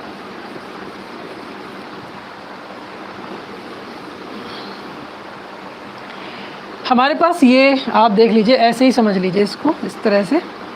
यहाँ पर ये डिफरेंट रॉक्स हैं और इसमें मैग्मा, यहाँ मान लीजिए मैग्मा है और ये मैग्मा चलना शुरू हुआ, तो ये जगह जगह जहाँ भी इसको दरारें मिलेंगी, कहीं गैप मिलेगा, ठीक है, तो वहाँ ये जमता रहता है। ये नहीं कि स्ट्रेट इसी लाइन में चलता चला जा रहा है, जहाँ भी इसको फैलने का रास्ता मिलेगा ये जमता चला जाएगा, फैलता चला जाएगा चट्टानों के अंदर, और बाकी अपना रास्ते जो भी जिस पाइप के द्वारा, नली के द्वारा निकल रहा है वो निकलता आएगा। यहाँ से जब निकलेगा तो यहाँ इसका जमाव हो जाएगा। अगर दरारी उद्गार हो रहा है तो इस तरह से चादर की तरह फैलेगा। केंद्रीय उद्गार हो रहा है तो शंकु की टाइप कोन बनेगा, ऐसी स्थिति बन जाती है। ये बात समझ में आ रही है? रॉक्स पे थोड़ा सा चले जाइए। रॉक्स के बारे में आपको बताया था, इंट्रूसिव और एक्सट्रूसिव बताया था। तो ऐसे ही यहाँ पर ज्वालामुखी क्रिया से जो बनने वाली स्थलाकृतियाँ हैं, जो बनने वाले लैंडफॉर्म्स हैं, उनको हम आंतरिक स्थलखंड और बाह्य स्थलखंड, यानी जो intrusive topography and extrusive topography देख लीजिए। यहाँ भी आप एक फ्लो चार्ट बना सकते हैं। आप टेबल चार्ट बना के अगर चीज़ों को लिख रहे हैं तो बहुत आसानी रहेगी, याद करने में आपको बहुत इजी रहेगा, पूरी थ्योरी नहीं पढ़नी पड़ेगी। टेबल या चार्ट के रूप में आप अगर करेंगे तो बहुत इजी है। तो आप लैंडफॉर्म्स की बात अगर करेंगे, लैंडफॉर्म्स कौन से लैंडफॉर्म्स जो वॉल्केनिक एक्टिविटी से बन रहे हैं, तो वो क्या हैं? उनमें आप लिख सकते हैं इंट्रूसिव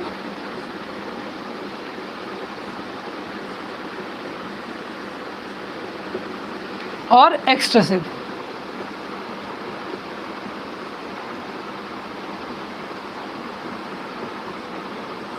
इंट्रूसिव टोपोग्राफी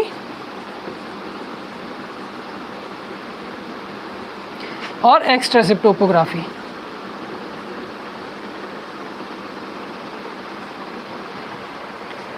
अंतर्भेदी स्थलाकृतियाँ, और यहाँ पे आप बाह्य जात या बाह्य स्थलाकृतियाँ इस तरह से कर सकते हैं। तो अब आप ये देख लीजिए यहाँ पर कि पृथ्वी की आंतरिक सतह क्रस्ट के नीचे मैग्मा एस्थेनोस्फीयर से चलता है, और एस्थेनोस्फीयर से चलने में उसे रास्ते में बहुत सारा क्षेत्र मिलता है। तो उसमें जहाँ जहाँ दरारें होती हैं, जहाँ कहीं गैप होते हैं, उनमें वो मैग्मा चला जाता है और जमने लगता है। तो पृथ्वी की सतह के अंदर जितना क्रस्ट के नीचे जो भी जमाव हो रहा है, तो वो इंट्रूसिव टोपोग्राफी के अंतर्गत आएगा। और जो पृथ्वी की सतह के ऊपर जो उद्गार हो गया, जो इरप्शन हो गया, ज्वालामुखी विस्फोट के द्वारा हो गया या उद्गार दरारी उद्गार के द्वारा हो गया, वो सतह पर जमता है। सतह पर किस रूप में जम रहा है? वो कोनिकल शेप में जम रहा है या वो चादर के रूप में जम रहा है। तो लेयर, पठार और ये यानी प्लेट्यू और माउंटेन का निर्माण हो जाता है। तो यहाँ फिलहाल आपको ये ध्यान देना है कि जो इंट्रूसिव और एक्सट्रूसिव टोपोग्राफी है वो क्या है, उनका मतलब समझना है कि मतलब क्या है कि पृथ्वी की सतह के अंदर अंदर जो जम रही हैं वो सारी की सारी क्या होती हैं?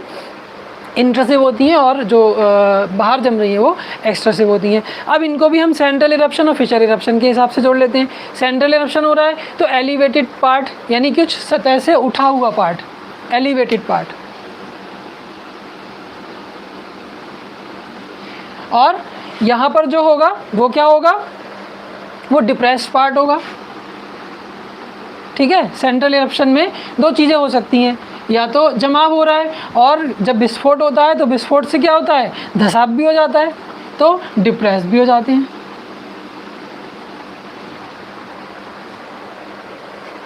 ठीक है, इन बातों को आप ध्यान रखते रहिए कि जो सेंट्रल इरप्शन हो रहा है उससे दो टाइप के बन जाएंगे, या तो ये कोन वॉल्केनिक कोन, अभी मैंने आपको संरचना बताते समय समझाया था। माउंटेन भी बन सकता है, तो एलिवेटेड सरफेस पे उठा हुआ है। दूसरा आपको मैंने काल्डेरा बताया था। तो काल्डेरा में क्या हुआ कि विस्फोट हुआ, और विस्फोट जब भयंकर है तो क्या होगा? जो मटेरियल बाहर निकल रहा है उसका प्रेशर से क्या होता है, जो उसका ज्वालामुखी का मुख है या जो बेंट है, ज्वालामुखी का बेंट है, वो बेंट क्या होता है? नीचे धस जाता है थोड़ा सा, तो वो जो धसा हुआ भाग है वो काल्डेरा हो जाता है। तो वो लैंडफॉर्म्स तो दोनों ही बन रहे, इसलिए एलिवेटेड। और ये किससे है? सेंट्रल इरप्शन से। ठीक, तो इस तरह से भी आप इनको कर सकते हैं कैटेगराइज। बाकी का आपने ये इंट्रूसिव और एक्सट्रूसिव देखा ही है। अब अगर फिशर इरप्शन की बात करें तो उसमें लावा पठार, लावा गुंबद, लावा के मैदान, फिशर इरप्शन से क्या होगा, दरार से उद्गार हुआ और जमाव हो रहा है तो लावा के मैदान बन जाएंगे, लावा के पठार बन जाएंगे, और अधिक ज़्यादा मात्रा में हो गया तो लावा के एक गुंबदाकार स्थितियाँ बन जाएंगी, डोम टाइप के। तो वो किससे हो रहे हैं, वो आपके फिशर इरप्शन से हो रहे हैं, क्योंकि फिशर इरप्शन में विस्फोट नहीं होता है, बहुत ऊपर तक उछल कर चीज़ें नहीं जाती हैं। लावा का जो जब दरार होती है तो लावा निकल के और साइड में फैलता रहता है। बस वो उसकी तीव्रता पे डिपेंड करेगा कितनी दूरी तक जाएगा, और उसकी क्वालिटी पे डिपेंड करेगा कि वो एसिड है या बेसिक है, वो भारी है या मोटा है, या उसकी जो लेयर्स है जो पतली है। ठीक है, तो यहाँ इंट्रूसिव और एक्सट्रूसिव टोपोग्राफी का मतलब आप समझ लीजिए कि जो सतह के अंदर हो रही है, जमाव हो रहा है, वो सारा का सारा इंट्रूसिव में आता है, और जो सतह के बाहर जमाव हो रहा है वो सब किस में आता है, एक्सट्रूसिव में आता है। अब आप देखिए कि जब जो ज्वालामुखी का ये जो हिस्सा है, आप इसको यहाँ देख लीजिए ऐसे,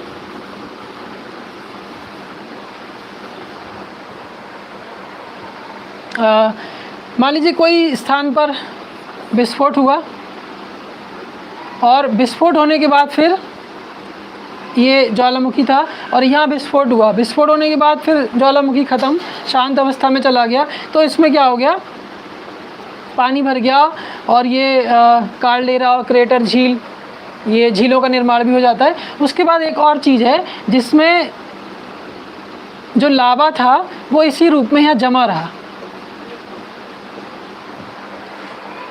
जिस लावा के जमाव से क्या हुआ, वो ज्वालामुखी का जो मुख था, जो बेंड था, उसका मुंह बंद हो गया, यानी उस पर एक कैप लग गई, एक ढक्कन लग गया, एक डाट लग गई, जिसको ज्वालामुखी डाट बोलते हैं या ज्वालामुखी प्लग बोलते हैं। प्लग किसी स्विच बोर्ड में लगाते हैं तो उसका मुंह बंद हो जाता है। इसी तरह से क्या हुआ कि यहाँ देखिए आप, जो ये हिस्सा है, जो मटेरियल था, वो यहीं जम गया इसमें, तो ये क्या बन गया, ज्वालामुखी प्लग बन गया। तो आपको ध्यान रखना है कि ज्वालामुखी से जो बनने वाली स्थलाकृतियाँ हैं, जो शंकु होता है, सिंडर शंकु के नाम से सिंडर शंकु होता है, जो वोल्केनिक कोन की बात करते हैं, ज्वालामुखी शंकु की बात करते हैं, तो सिंडर शंकु उसमें एक फेमस स्थलाकृति है। उसके अलावा आपका ये क्रेटर, काल्डेरा, और ज्वालामुखी का ये जो अभी बात हमने की वोल्केनिक प्लग, तो ये सब चीज़ें क्या हैं, ज्वालामुखी के स्थलाकृतियों के अंतर्गत आती हैं, जो बाह्य स्थलाकृतियाँ हैं। जैसे ही काल्डेरा की बात करें तो क्रेटर का विस्तृत भाग, यानी जो ज्वालामुखी मुख था, उसमें विस्फोट फिर से हुआ, वो बड़ा हो गया तो क्रेटर बना, उसमें पानी भर गया तो क्रेटर झील बन गई, और उसका विस्तार हो गया तो वो काल्डेरा बन गया। तो ये एक दूसरे से लिंक्ड चीज़ें हैं। अच्छा, सुपर काल्डेरा की बात अगर हम करें तो वो और बड़े आकार का हुआ तो सुपर काल्डेरा हो गया। जैसे कि लेक टोबा सुमात्रा में, जावा सुमात्रा इंडोनेशिया की बात हो रही है, इंडोनेशिया मलेशिया में देखिए जावा सुमात्रा ये सब आइलैंड्स हैं, तो सुमात्रा में एक लेक टोबा है जो क्या है, सुपर काल्डेरा का उदाहरण है। आप इसको चाहे लिख लीजिए, सुपर काल्डेरा का उदाहरण है जो लेक टोबा है। अच्छा, काल्डेरा का उदाहरण जापान की जो आसो लेक है वो काल्डेरा का उदाहरण है। अब इंट्रूसिव की बात कर लेते हैं। जो अंतर्भेदी स्थलाकृतियाँ हैं उनकी बात हमने अभी की थी कि जो अंदर अंदर उनमें जमाव हो जाता है। तो आप यहाँ देख सकते हैं कि जो यहाँ पर ये कुछ अवशिष्ट मैग्मा है जो चट्टान के अंदर ही है, यहाँ से ज्वालामुखी क्रिया ये हो रही है और यहाँ से बाहर लावा निकल रहा है। यहाँ क्या हो रहा है, चट्टान विभिन्न प्रकार की अवस्थाओं में जम जा रही हैं। कुछ ऐसी, ठीक है, कुछ ये अवस्था ऐसी हो रही है उसकी, ठीक, कुछ ऐसी अवस्था में जम जा रही हैं। देखिए डिफरेंट शेप्स दिखाई दे रही होंगी आपको। तो इन्हीं के नाम जो आपको उस दिन भी मैंने बताए थे, बैथोलिथ, ठीक है, लैकोलिथ,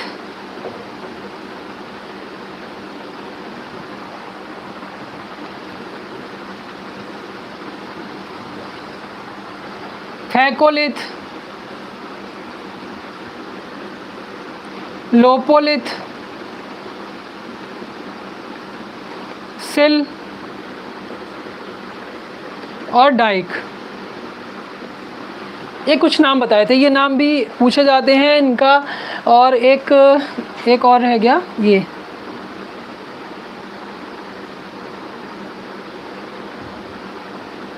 इस तरह से। इसमें देखिए एंटीक्लाइन और सिंक्लाइन, कल हम लोग बात कर रहे थे एंटीक्लाइन और सिंक्लाइन की, इसमें एंटीक्लाइन और सिंक्लाइन बन रहा है, लहरदार आकृति में भी ये आपको दिखाई दे रही है। तो यहाँ आप देख सकते हैं कि इनको आपको थोड़ा सा ध्यान भी रखना है, इनकी शेप कैसी है, नाम क्या क्या हैं। तो ये क्या है, ये आंतरिक सतह में ही जम रहे हैं सारे, आंतरिक संरचना में ही ऐसा हो रहा है, क्रस्ट के अंदर हो रहा है ये सब जमाव, जितने भी जमाव हो रहे हैं ये सब क्रस्ट के अंदर हो रहे हैं, ये सारे जमाव क्रस्ट के अंदर हो रहे हैं।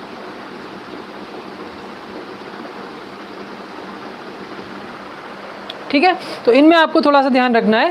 बैथोलिथ यानी जो अवशिष्ट भाग है, ह्यूज मास ऑफ आपका इग्नियस रॉक्स, जो यहाँ अवशिष्ट भाग बैथोलिथ नीचे जमा हुआ, वो सब क्या है, बैथोलिथ बन जाता है, ये आपको ध्यान रखना है।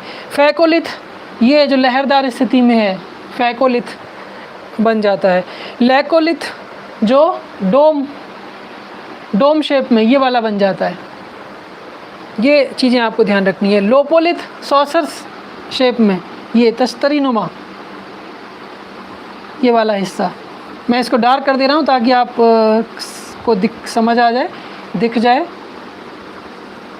इसको चाहे आप बना भी सकते हैं।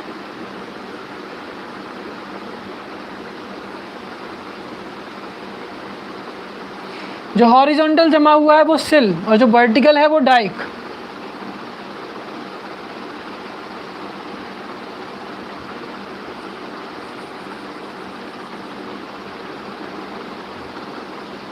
इस तरह से आप इसको कलर कर दीजिए, तो ये लैंड फॉर्म्स आपको समझ में आ जाएंगे। ये कौन से हैं, ये सारे के सारे क्या हैं, इंट्रसिव। और जो काल्डेरा, वॉल्केनिक माउंटेन, वॉल्केनिक कोन, ये सब आपने पढ़े, लावा पठार, लावा मैदान, लावा गुंबद, ये सब क्या थे, एक्सट्रेसिव। और ये सब सारे के सारे क्या हैं, इंट्रसिव।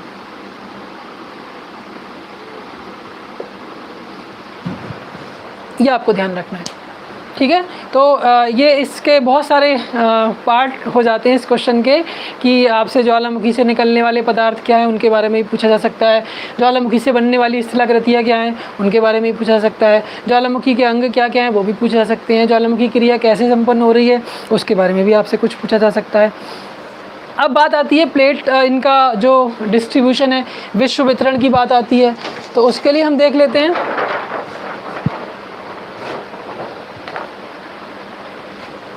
ज्वालामुखी के विश्व वितरण की बात आती है तो इसको हम प्लेट टेक्टोनिक थ्योरी के आधार पे देखेंगे। प्लेट टेक्टोनिक थ्योरी के आधार पे हम ये देखते हैं, क्योंकि प्लेट विवर्तनिक सिद्धांत एक ऐसा सिद्धांत है जो सर्वमान्य सिद्धांत है, और उसमें हम उसके जो बाउंड्रीज़ होती हैं, प्लेट सीमा होती हैं, जैसे कि रचनात्मक या कंस्ट्रक्टिव प्लेट बाउंड्री, डिस्ट्रक्टिव या विनाशात्मक प्लेट बाउंड्री, और कंजर्वेटिव या संरक्षित प्लेट बाउंड्री। ठीक, तो उन्हीं के सहारे आपको प्लेट टेक्टोनिक पढ़ाते समय भी बताया गया था कि प्लेट के किनारों के सहारे या प्लेट की सीमाओं के सहारे ही जो भूगर्भिक हलचल या जो घटनाएं, क्रियाएं हैं, जो विवर्तनिक क्रियाएं हैं, जो टेक्टोनिक हलचल होती हैं, वो सारी की सारी मोस्टली जो टेक्टोनिक जो प्लेट्स हैं उनकी बाउंड्री या मार्जिन पे ही होती हैं। तो वही हम आज इसमें पढ़ रहे हैं। तो इसमें आपको एक देखना है, जो सबसे पहला हम इनका जब डिस्ट्रीब्यूशन पढ़ते हैं तो पहला डिस्ट्रीब्यूशन आपका आता है सरकम पैसिफिक बेल्ट। अच्छा, एक बात और समझ लीजिए, जो विश्व के लगभग 15% ज्वालामुखी जो हैं वो रचनात्मक प्लेट किनारों के सहारे आते हैं, और 80% लगभग विनाशात्मक किनारों के सहारे आते हैं। तो इसका मतलब क्या है कि जो विनाशात्मक किनारा है वो आप देखिए कि वहाँ और तीव्रता वाले भी अधिक आते हैं, और सेंट्रल इरप्शन वाले भी अधिक आते हैं, और रचनात्मक के सारे दरारी उद्गार वाले आते हैं। ये चीज़ें हम लगातार पढ़ते चले आ रहे हैं। तो टेक्निक भी इसमें है और जनरल टॉपिक भी है, तो साथ साथ जनरल और टेक्निक दोनों मिलकर ये टॉपिक इंटरेस्टिंग बन जाता है। तो आज पढ़ने में आपको बहुत ईजी लग रहा होगा, अच्छा लग रहा होगा, और थोड़ी दुनिया की सैर भी करने को मिल रही है आपको, रीजनल स्टडी भी आपका रिवाइज हो रहा होगा। रीजनल स्टडी अपना बहुत स्ट्रांग रखिए, भूगोल में आपको कोई नहीं हरा सकता। रीजनल स्टडी अगर आपका स्ट्रांग है, हर चीज़ के बारे में आप आसानी से समझ जाएंगे। तो यहाँ देखिए, पहला हम इसका जब डिस्ट्रीब्यूशन देख रहे हैं तो सरकम पैसिफिक बेल्ट की बात आती है। सरकम पैसिफिक बेल्ट का मतलब होता है परिप्रशांत मेखला, या रिंग ऑफ फायर भी कह देते हैं, या fire ring of Pacific ocean. ठीक है, तो fire ring of Pacific ocean या परिप्रशांत सरकम पैसिफिक, परी मीन्स परिधि, व्रत की परिधि, चारों तरफ का हिस्सा। तो ये आप देखिए एक पार्ट, अगर इससे अच्छा ग्लोब में देख लेते हैं। देखिए ग्लोब में आप देखिए, यहाँ आप देखिए प्रशांत महासागर, पैसिफिक ओशन आपको ये दिखाई दे रहा है, ये पैसिफिक ओशन है। इस पैसिफिक ओशन में एक किनारा ये और एक किनारा ये, इस पूरे किनारे की बात हो रही है। तो इस पूरे किनारे में आप प्लेट टेक्टोनिक वाला जो मैप है वो लेकर ज़रूर बैठें। तो आप देखेंगे क्या हो रहा है कि यहाँ मोस्टली जो भूकंप दिखाई दे रहे हैं, ज्वालामुखी दिखाई दे रहे हैं, वो आपको पूरा ये यहाँ से यहाँ तक बेल्ट पूरी, और इधर यहाँ से यहाँ तक बेल्ट पूरी, जो आपको अभी मैंने ग्लोब में यहाँ दिखाई।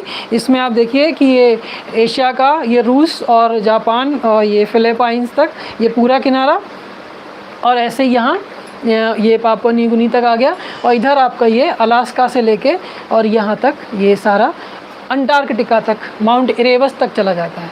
तो ये पूरी बेल्ट क्या है, सरकम पैसिफिक बेल्ट। इस बेल्ट में बहुत सारे आपको ज्वालामुखी देखने को मिलेंगे, और जो आप देखेंगे लगभग वो किनारा कैसा है, विनाशात्मक है। ये सारा किनारा ये और ये कैसा है, डिस्ट्रक्टिव प्लेट मार्जिन है। तो इसको हम क्या कह देते हैं, fire ring of the Pacific ocean. इसको आप एक बार और देख लीजिए, अंटार्कटिका के माउंट इरेबस से स्टार्ट होकर ये कहाँ जाता है, ये एंडीज होते हुए, रॉकीज होते हुए और अलास्का तक। ठीक है, ये अलास्का किसका पार्ट है, यूएसए का पार्ट है, यहाँ ये अलास्का, और ये आगे रूस के साथ बेरिंग स्ट्रेट से जुड़ जाता है। बेरिंग स्ट्रेट इन दोनों के बीच में आ जाती है, बेरिंग स्ट्रेट के साथ इससे अलग है। ठीक है, और आप यहाँ स्थिति देख सकते हैं ऐसा, ये अलास्का का ये भाग, ये बेरिंग स्ट्रेट, और ये फिर रूस स्टार्ट हो जाता है। फिर यहाँ से ये कमचटका प्रायद्वीप, और यहाँ से होते हुए जापान, और ये फिलीपाइंस, और ये सारी रिंग पूरा यहाँ बन जाता है। तो ये क्या है, ये सब सरकम पैसिफिक बेल्ट। दूसरा है इसमें मध्य महाद्वीपीय पेटी। मध्य महाद्वीपीय पेटी आप ये देखिए पूरा यहाँ से ऐसे यूरेशिया महाद्वीप के बीचों बीच से ऐसे चलते हुए ये पूरा बनता है यहाँ से, इस टाइप से ऐसे, और यहाँ तक। तो मध्य महाद्वीपीय पेटी में आप देख सकते हैं यूरेशियाई प्लेट, अफ्रीकी प्लेट और इंडियन प्लेट, इन सब का क्या हो रहा है, अभिसरण हो रहा है, कन्वर्जेंस हो रहा है। यहाँ पर आप जो प्लेट टेक्टोनिक का मैप है वो मैप लेके ज़रूर साथ में बैठे, फिर उसके साथ कंपेयर कीजिए और देखिए कहाँ कहाँ पर विनाशात्मक किनारे आ रहे हैं और कहाँ कहाँ पर रचनात्मक किनारे आ रहे हैं। तो यहाँ जितने भी फोल्डेड माउंटेन इस बेल्ट में बने हुए हैं, उन सब फोल्डेड माउंटेन के जो फुट हिल्स कह सकते हैं, या उनकी जो ब्रंच हैं, उन ब्रंचों के सहारे ऊर्जा निकलती है यहाँ। तो वो सब यहाँ देखेंगे आप इस तरह से। और इनके भी, इसमें भी दो शाखाएं हो जाती हैं। आइसलैंड से शाखा शुरू होती है और एक शाखा इस तरह से ऐसे जाती है, जिसमें आपका ये अरब का हिस्सा और अफ्रीका की ब्रंश घाटी भी साथ में जुड़ जाता है, और दूसरी शाखा आपकी इस तरह से यहाँ चली जाती है। तो क्या है, मध्य महाद्वीपीय पेटी या मिड कॉन्टिनेंटल बेल्ट, जिसमें कनारी आइलैंड की मुख्य भूमिका है। कनारी आइलैंड यहाँ मिलता है। कनारी आइलैंड से शाखा, इसकी दो ब्रांच, यहाँ से सिंपल एक आती है, फिर दो ब्रांच अलग अलग हुई कनारी आइलैंड से। उसके अलावा मध्य अटलांटिक मेखला, मिड ओशनिक रिज या mid Atlantic ridge. Mid Atlantic ridge देखिए ये यहाँ आएगी। अब देखिए अटलांटिक महासागर के बीच में रिज, कटक, और ये क्या है, यहाँ भी आप जब प्लेट का मैप देखेंगे तो आप देखेंगे कि क्या हो रहा है, एक प्लेट इधर जा रही है, एक प्लेट इधर जा रही है, रचनात्मक किनारा बन रहा है। रचनात्मक होगा तभी तो यहाँ कटक का निर्माण होगा। अटलांटिक महासागर ये कटक या मिड अटलांटिक रिज, ये कहाँ, यहाँ बन रहा है। तो क्यों, कैसे बनेगा, जब रचनात्मक किनारे होंगे और दोनों एक दूसरे से विपरीत दिशा में जाएंगे और लावा बाहर निकल के आएगा। ठीक है, और उसका जमाव होता रहेगा, तो सी फ्लोर स्प्रेडिंग भी होता है, और कटक या रिजेस का निर्माण, कार्ल्सबर्ग रिज और ये सारी जो रिज बन रही हैं वो सब किसके कारण बनती है, रचनात्मक किनारों। तो यहाँ रचनात्मक किनारों के सहारे ज्वालामुखी क्रिया मिलते हैं। ये भी आपको एक और होता है अंतर प्लेट ज्वालामुखी, इंटर प्लेट वोल्केनो, जो प्लेट के किसी किनारे पर ना होकर प्लेट के बीच की स्थिति में होते हैं, जैसे कि आपका हवाई द्वीप से लेके और कमचटका तक। हवाई द्वीप आप देख लीजिए, यहाँ हवाई आइलैंड, और यहाँ से कमचटका तक। ऐसे इधर देखेंगे तो दूर लगेगा, लेकिन यहाँ आप देखिए स्थिति ऐसे है। हवाई आइलैंड यहाँ से लेके कमचटका, हवाई आइलैंड ये है, ये, और कमचटका यहाँ। तो यहाँ से यहाँ तक का जो हिस्सा है, जो प्लेट का बीच का हिस्सा है, तो यहाँ पर भी आपको कुछ ज्वालामुखी क्रियाएं देखने को मिलती हैं, जिनको इंटर प्लेट वॉल्केनो या अंतरा प्लेट ज्वालामुखी कहते हैं।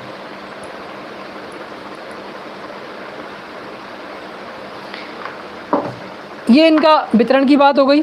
अब कुछ बात कर लेते हैं हम कुछ और ज्वालामुखी से निकलने वाली जो चीज़ें हैं। ज्वालामुखी ज्वाला तो नहीं होती, उसमें आग मैग्मा जैसी स्थिति तो नहीं होती, कुछ और पदार्थ होता है। वो क्या होता है? जैसे इसमें एक होता है गीज़र, ठीक है, गेसर या गीज़र। गीज़र में क्या होता है, एक ज्वालामुखी उद्गार के समय दरारों तथा छिद्रों से गर्म जल कुछ ब्रेक के बाद, कुछ अंतराल के बाद निकलता है, तो उसको हम क्या बोल देते हैं? गीज़र बोल देते हैं या गेसर बोल देते हैं। जैसे कि स्पेशली आपका आइसलैंड के बहुत सारे क्षेत्र ऐसे हैं, और यूनाइटेड स्टेट्स का येलो स्टोन नेशनल पार्क जो है, वहाँ पर आपको बहुत सारे गीज़र मिलते हैं। दूसरा एक होता है धुआरे या फ्यूमेरोल्स।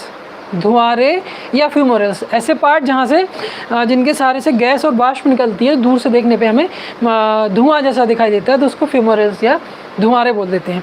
तो उनमें भी सल्फ़र की मात्रा अगर ज़्यादा होती है तो उसे सोल्फ तारा भी बोल देते हैं, ठीक है, सोल्फ तारा। तो जो अलास्का का mount Katmai, Alaska mount Katmai यहाँ का जो क्षेत्र है, यहाँ पर आपको बहुत सारे फ्यूमोरल्स मिल जाते हैं। अ वैली ऑफ 10,000 स्मोक्स, 10,000 धूम्र घाटी, ये भी अलास्का की है।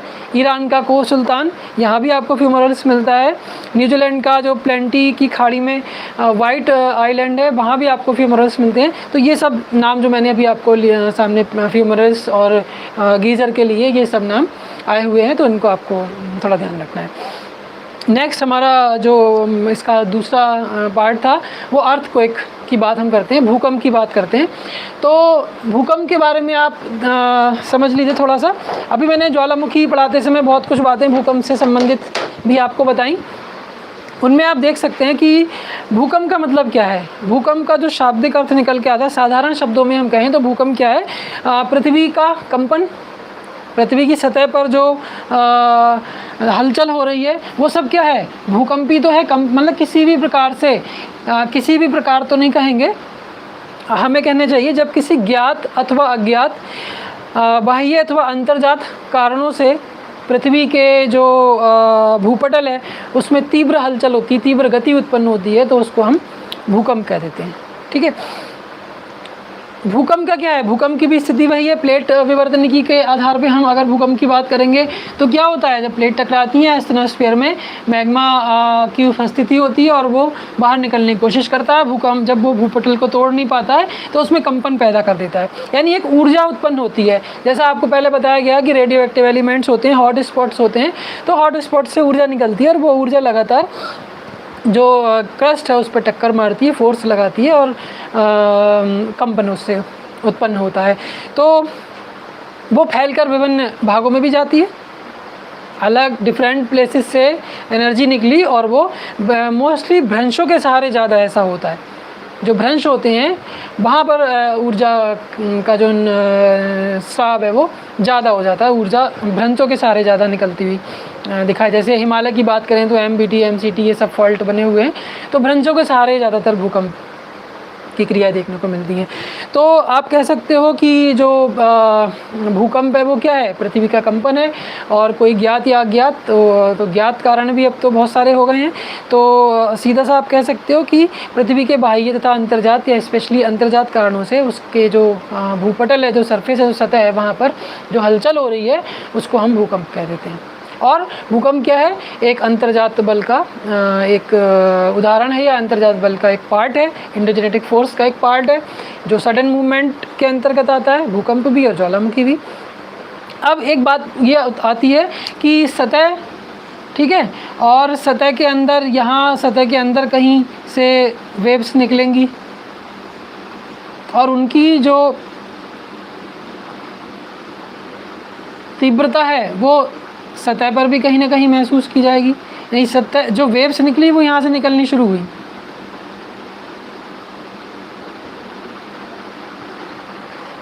ठीक है, पृथ्वी के अंदर से निकलनी शुरू हुई। तो वह स्थान जहाँ से ऊर्जा निकलती है, ऊर्जा का उद्गम क्षेत्र, उसको हम क्या बोल देते हैं? फोकस या भूकंप मूल बोल देते हैं। फोकस या भूकंप मूल, ये आपको बहुत ध्यान रखना है, इसमें कन्फ्यूजन नहीं होना चाहिए।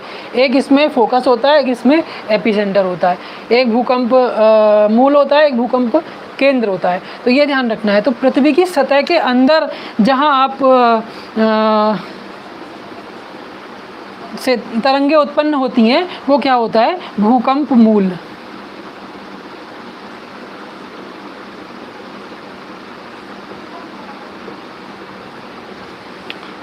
और जहाँ हम पृथ्वी की सतह पर, यानी पृथ्वी की सतह का वो वाला भाग जो इसके भूकंप मूल के सबसे समीप होता है, सबसे पास होता है, और जहाँ सबसे पहले उस तीव्रता का अनुभव किया जाता है, तो उसको हम क्या कह देते हैं? एपिसेंटर या उद्गम के भूकंप केंद्र, ठीक है, भूकंप केंद्र या एपिसेंटर।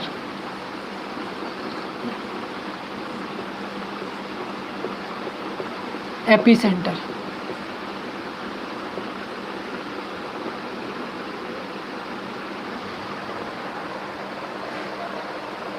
ठीक, इन दोनों बातों का आपको विशेष ध्यान रखना है। फोकस भूकंप मूल और ये एपिसेंटर और भूकंप केंद्र, जहाँ पर पृथ्वी जो इंटरनल पार्ट है, जहाँ से ऊर्जा निकलती है और वहाँ से निकलकर विभिन्न भागों में फैलने लगती है, और जिस स्थान पर धरातल पर, सरफेस पर सबसे पहले उसको महसूस किया जाता है, वो स्थान क्या कहलाता है? भूकंप केंद्र या एपिसेंटर कहलाता है। इस बात का आपको ध्यान रखना है। अब भूकंपों के आने के कारण कुछ होते हैं। कारण क्या है? प्लेट विवर्तन की आपको मैंने बताई। कुछ और कारण जैसे ज्वालामुखी क्रिया, कहीं बहुत भयंकर विस्फोट हुआ, उस विस्फोट से पृथ्वी के धरातल पे हलचल हो गई, ठीक है, वो भी इसका कारण हो सकता है।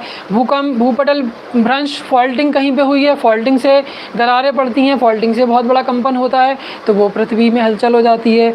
भूसंतुलन, आइसोस्टैटिक डिस्टर्बेंस, भू संतुलन की अवस्था में जब परिवर्तन आता है तो भूकंप के आने की संभावना हो जाती है। जलीय भार, चट्टानों पर जल का भार बहुत अधिक हो जाता है तो भूकंप के आने की संभावना हो जाती है। भूपटल में सिकुड़न, जो उसकी शेल्स हैं उनमें कॉन्ट्रैक्शन होने लगता है तो भूकंप की संभावना बढ़ जाती है। गैसों का फैलाव इंटरनल पार्ट में होता है तो भूकंप की संभावना बढ़ जाती है। प्लेट विवर्तन की वो मैंने आपको बता ही दिया। तो इन पॉइंट्स को आप चाहें तो लिख सकते हैं। ज्वालामुखी क्रिया है, भूपटल भ्रंश, भूपटल संतुलन में अव्यवस्था, जलीय भार, भूपटल में सिकुड़न, गैसों की वृद्धि और प्लेट विवर्तन की, ये कुछ रीज़न हैं जिनसे भूकंप की संभावना हो जाती है, भूकंप आता है। अच्छा, अब भूकंप की लहरों की बात आती है। कुछ भूकंपीय लहरें, तो इसमें मोस्टली 3 प्रकार की लहरें होती हैं: प्राइमरी वेव्स, सेकेंडरी वेव्स और सरफेस वेव्स या एल वेव्स। तो जो प्राथमिक, अच्छा एक बात और, इसको हम सीस्मोग्राफ पे इन तरंगों का अंकन करते हैं, और जो पूरा भूकंपीय क्रिया है, भूकंप कैसे आ रहे हैं, उनका जो मैकेनिज्म है उसको हम सीस्मोलॉजी या भूकंप विज्ञान कहते हैं, और रिक्टर स्केल पर इसकी तीव्रता नापते हैं। ये सब पॉइंट्स भी आपको पता होना चाहिए। तो जो प्राथमिक तरंगें हैं वो ध्वनि तरंगों के समान होती हैं, साउंड वेव्स के तरह होती हैं, और कणों की गति के आगे पीछे ही उनकी गति होती है। तो उनको लॉन्गिट्यूडनल वेव्स भी कहते हैं, प्राइमरी वेव्स भी कहते हैं, पी वेव्स भी कहते हैं।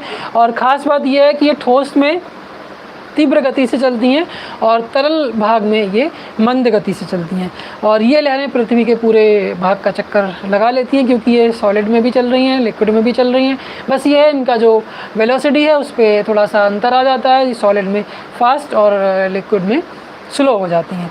दूसरा आता है आपका ये आड़ी वेव्स, या इनको हम आड़ी लहरें या अनुप्रस्थ लहरें या ट्रांसवर्स वेव्स भी कह देते हैं, या सेकेंडरी वेव्स या एस वेव्स भी कह देते हैं। इनमें क्या होता है, इनमें जो गति होती है वो अणुओं की गति के समकोण पर 90 डिग्री पर उसका की गति होती है, और इनका जो स्टाइल है वो कैसा होता है, वो जल तरंग या प्रकाश तरंगों के समान होता है। दूसरा, ये प्राथमिक तरंगों की अपेक्षा थोड़ा कम गति से चलती हैं, और तरल पदार्थों में ये नहीं गुजर पाती हैं, विलुप्त हो जाती हैं, ठोस भाग में ही ये चल पाती हैं। तो ये सेकेंडरी वेव्स की कुछ विशेषताएं हो गई। अगला है आपका सरफेस वेव्स या धरातलीय लहरें, जिनको हम लॉन्ग वेव्स भी कहते हैं, क्योंकि इनको काफ़ी लंबा मार्ग तय करना पड़ता है, सरफेस पे ही चलती हैं पृथ्वी के ये, तो इसलिए हम इनको सरफेस वेव्स या लॉन्ग वेव्स या लंबी अवधि की तरंगे कह देते हैं। ये सर्वाधिक विनाशकारी होती हैं, ये बात आपको ध्यान रखनी है, और पृथ्वी के अधिकेंद्र पर सबसे बाद में पहुंच पाती हैं, ज़्यादा समय लेती हैं, तो लंबी दूरी की यात्रा तय करती हैं, तो इसको हम लॉन्ग वेव्स या सरफेस वेव्स बोलते हैं। तो ये उसके बाद आपका ये डिस्ट्रीब्यूशन, तो डिस्ट्रीब्यूशन आपका सेम ज्वालामुखी जैसा है, परिप्रशांत पेटी और जो मध्य महाद्वीपीय पेटी है। सबसे ज़्यादा अधिकांश जो भूकंप आते हैं, लगभग 63 to 70% जो भूकंपीय घटनाएं होती हैं वो आपके परिप्रशांत जो पेटी है उसी के आसपास होती हैं। बाकी का 20% 20 से 21% तक जो अर्थक्वेक एक्टिविटीज़ हैं वो आपका मध्य महाद्वीपीय बेल्ट पेटी या मिड कॉन्टिनेंटल बेल्ट के अंतर्गत होती हैं। इसके अलावा अब इसमें एक और नया एक चीज़ सुनामिस भी हो जाता है। सुनामी लहरें क्या हैं? 2004 में आपने देखा था, 26 दिसंबर 2004 को इंडोनेशिया हिंद महासागर में सुमात्रा में एक एक सुनामी की घटना हुई थी। तो सुनामी का मतलब सीधा सीधा होता है कि अंतःसागरीय भूकंपों द्वारा उत्पन्न लहरों को सुनामिस कहा जाता है। अंतःसागरीय यानी सागर की गहराई में, तलहटी में जब भूकंपीय क्रिया होती है तो उससे जो उत्पन्न वेव्स होती हैं, लहरें होती हैं, सबमरीन अर्थक्वेक्स के अंतर्गत, ऐसा आप कह सकते हैं। तो अंतःसागरीय भूकंपों के द्वारा उत्पन्न जो लहरें हैं उनको हम क्या कह देते हैं? सुनामी। बस इसमें यह है कि सागर की तली में अचानक परिवर्तन हो जाए, व्यवस्था के कारण सागरी जल में विस्थापन हो जाता है, तो ये लहरें उत्पन्न हो जाती हैं। दूसरा, सुनामी लहरों में क्या होता है, जल की जो गति है वो समस्त गहराई तक होती है, इसलिए सुनामी लहरें जो हैं वो क्या होती हैं? अधिक विनाशकारी हो जाती हैं।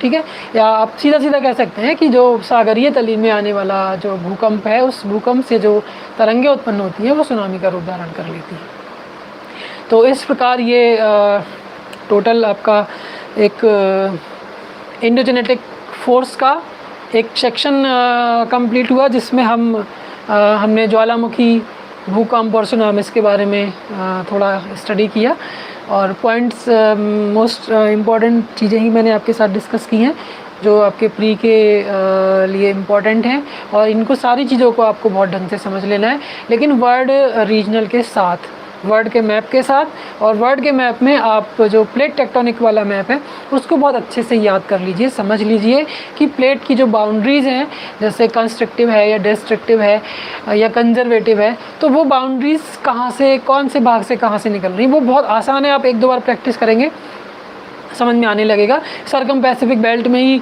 ऐसा क्यों हो रहा है, मिड कॉन्टिनेंटल बेल्ट में ही ऐसा क्यों हो रहा है, तो उसका रीज़न आपको समझ में आ जाएगा। यहाँ पर मोस्टली जो बाउंड्रीज या मार्जिन है वो डिस्ट्रक्टिव प्लेट मार्जिन, विनाशात्मक प्लेट किनारे हैं।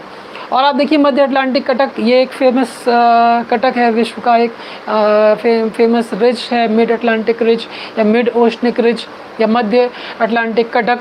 तो इसका आप देखिए रचनात्मक किनारा बनता है, इसलिए ये चीज़ें यहाँ पर ज्वाला उसका मैग्मा बेसाल्ट के रूप में जमा हो रहा है। जो कटक में जो ओशन फ्लोर में आपको रॉक्स मिलती हैं वो सब बेसाल्ट वाली मिल जाती हैं। तो ये चीज़ें एक दूसरे से सारी कनेक्टेड हैं, लिंक्ड हैं, इनको आपको ध्यान से समझना है। तो यहाँ जो कल आपको लग रहा था कि हमारा टॉपिक छूटा है, छूटा कुछ नहीं है। इंडोजेनेटिक फोर्स का हम एक सेक्शन आज हमने कंप्लीट किया है। नेक्स्ट जब आएगा जो जियोमॉर्फिक प्रोसेसेस होंगे वो एक्सोजेनेटिक फोर्सेस में कुछ मिला जुला प्रभाव उनका, अंतर्जात बल और बाह्यजात बल का, आगे जो लैंडफॉर्म्स बनेंगे यानी जो सरफेस के ऊपर क्रियाएँ हो रही हैं उनके बारे में हम जब बात करेंगे तो वो एक्सोजेनेटिक फोर्स का पार्ट होगा, जिसमें हम वेदरिंग, इरोजन, डेन्यूडेशन, भूआकृतिक जो चक्रीय प्रक्रिया है, साइक्लिक भूआकृतिक चक्र या साइकिल है, जियोमॉर्फिक साइकिल है, उसके बारे में बात करेंगे। ठीक है, तो फिलहाल अब आपको ये देखना है कि हमारा जो फोर्स थे, फोर्स में इंडोजेनेटिक में सडन मूवमेंट और सडन मूवमेंट में वॉल्केनिक एक्टिविटीज़, अर्थक्वेक और लैंडस्लाइड का जो था संबंध, वो कल जो हमने भ्रंश घाटियाँ, भ्रंशों के बारे में, रिफ्ट वैलीज़ के बारे में पढ़ा था, वहाँ से आपने समझा होगा कि किस तरह से लैंडस्लाइड हो सकता है, चट्टानों में कैसे खिसकाव हो रहा है, और ज्वालामुखी और भूकंप क्रिया को आज हमने कवर कर लिया। तो आज जो चीज़ें आपको बताई गई हैं, आप उनको एक बार रिवीजन कर लीजिएगा ढंग से, और नेक्स्ट फिर हम अपना एक अगले टॉपिक के साथ मिलेंगे। आज के लिए इतना ही काफ़ी है। Okay, thank you.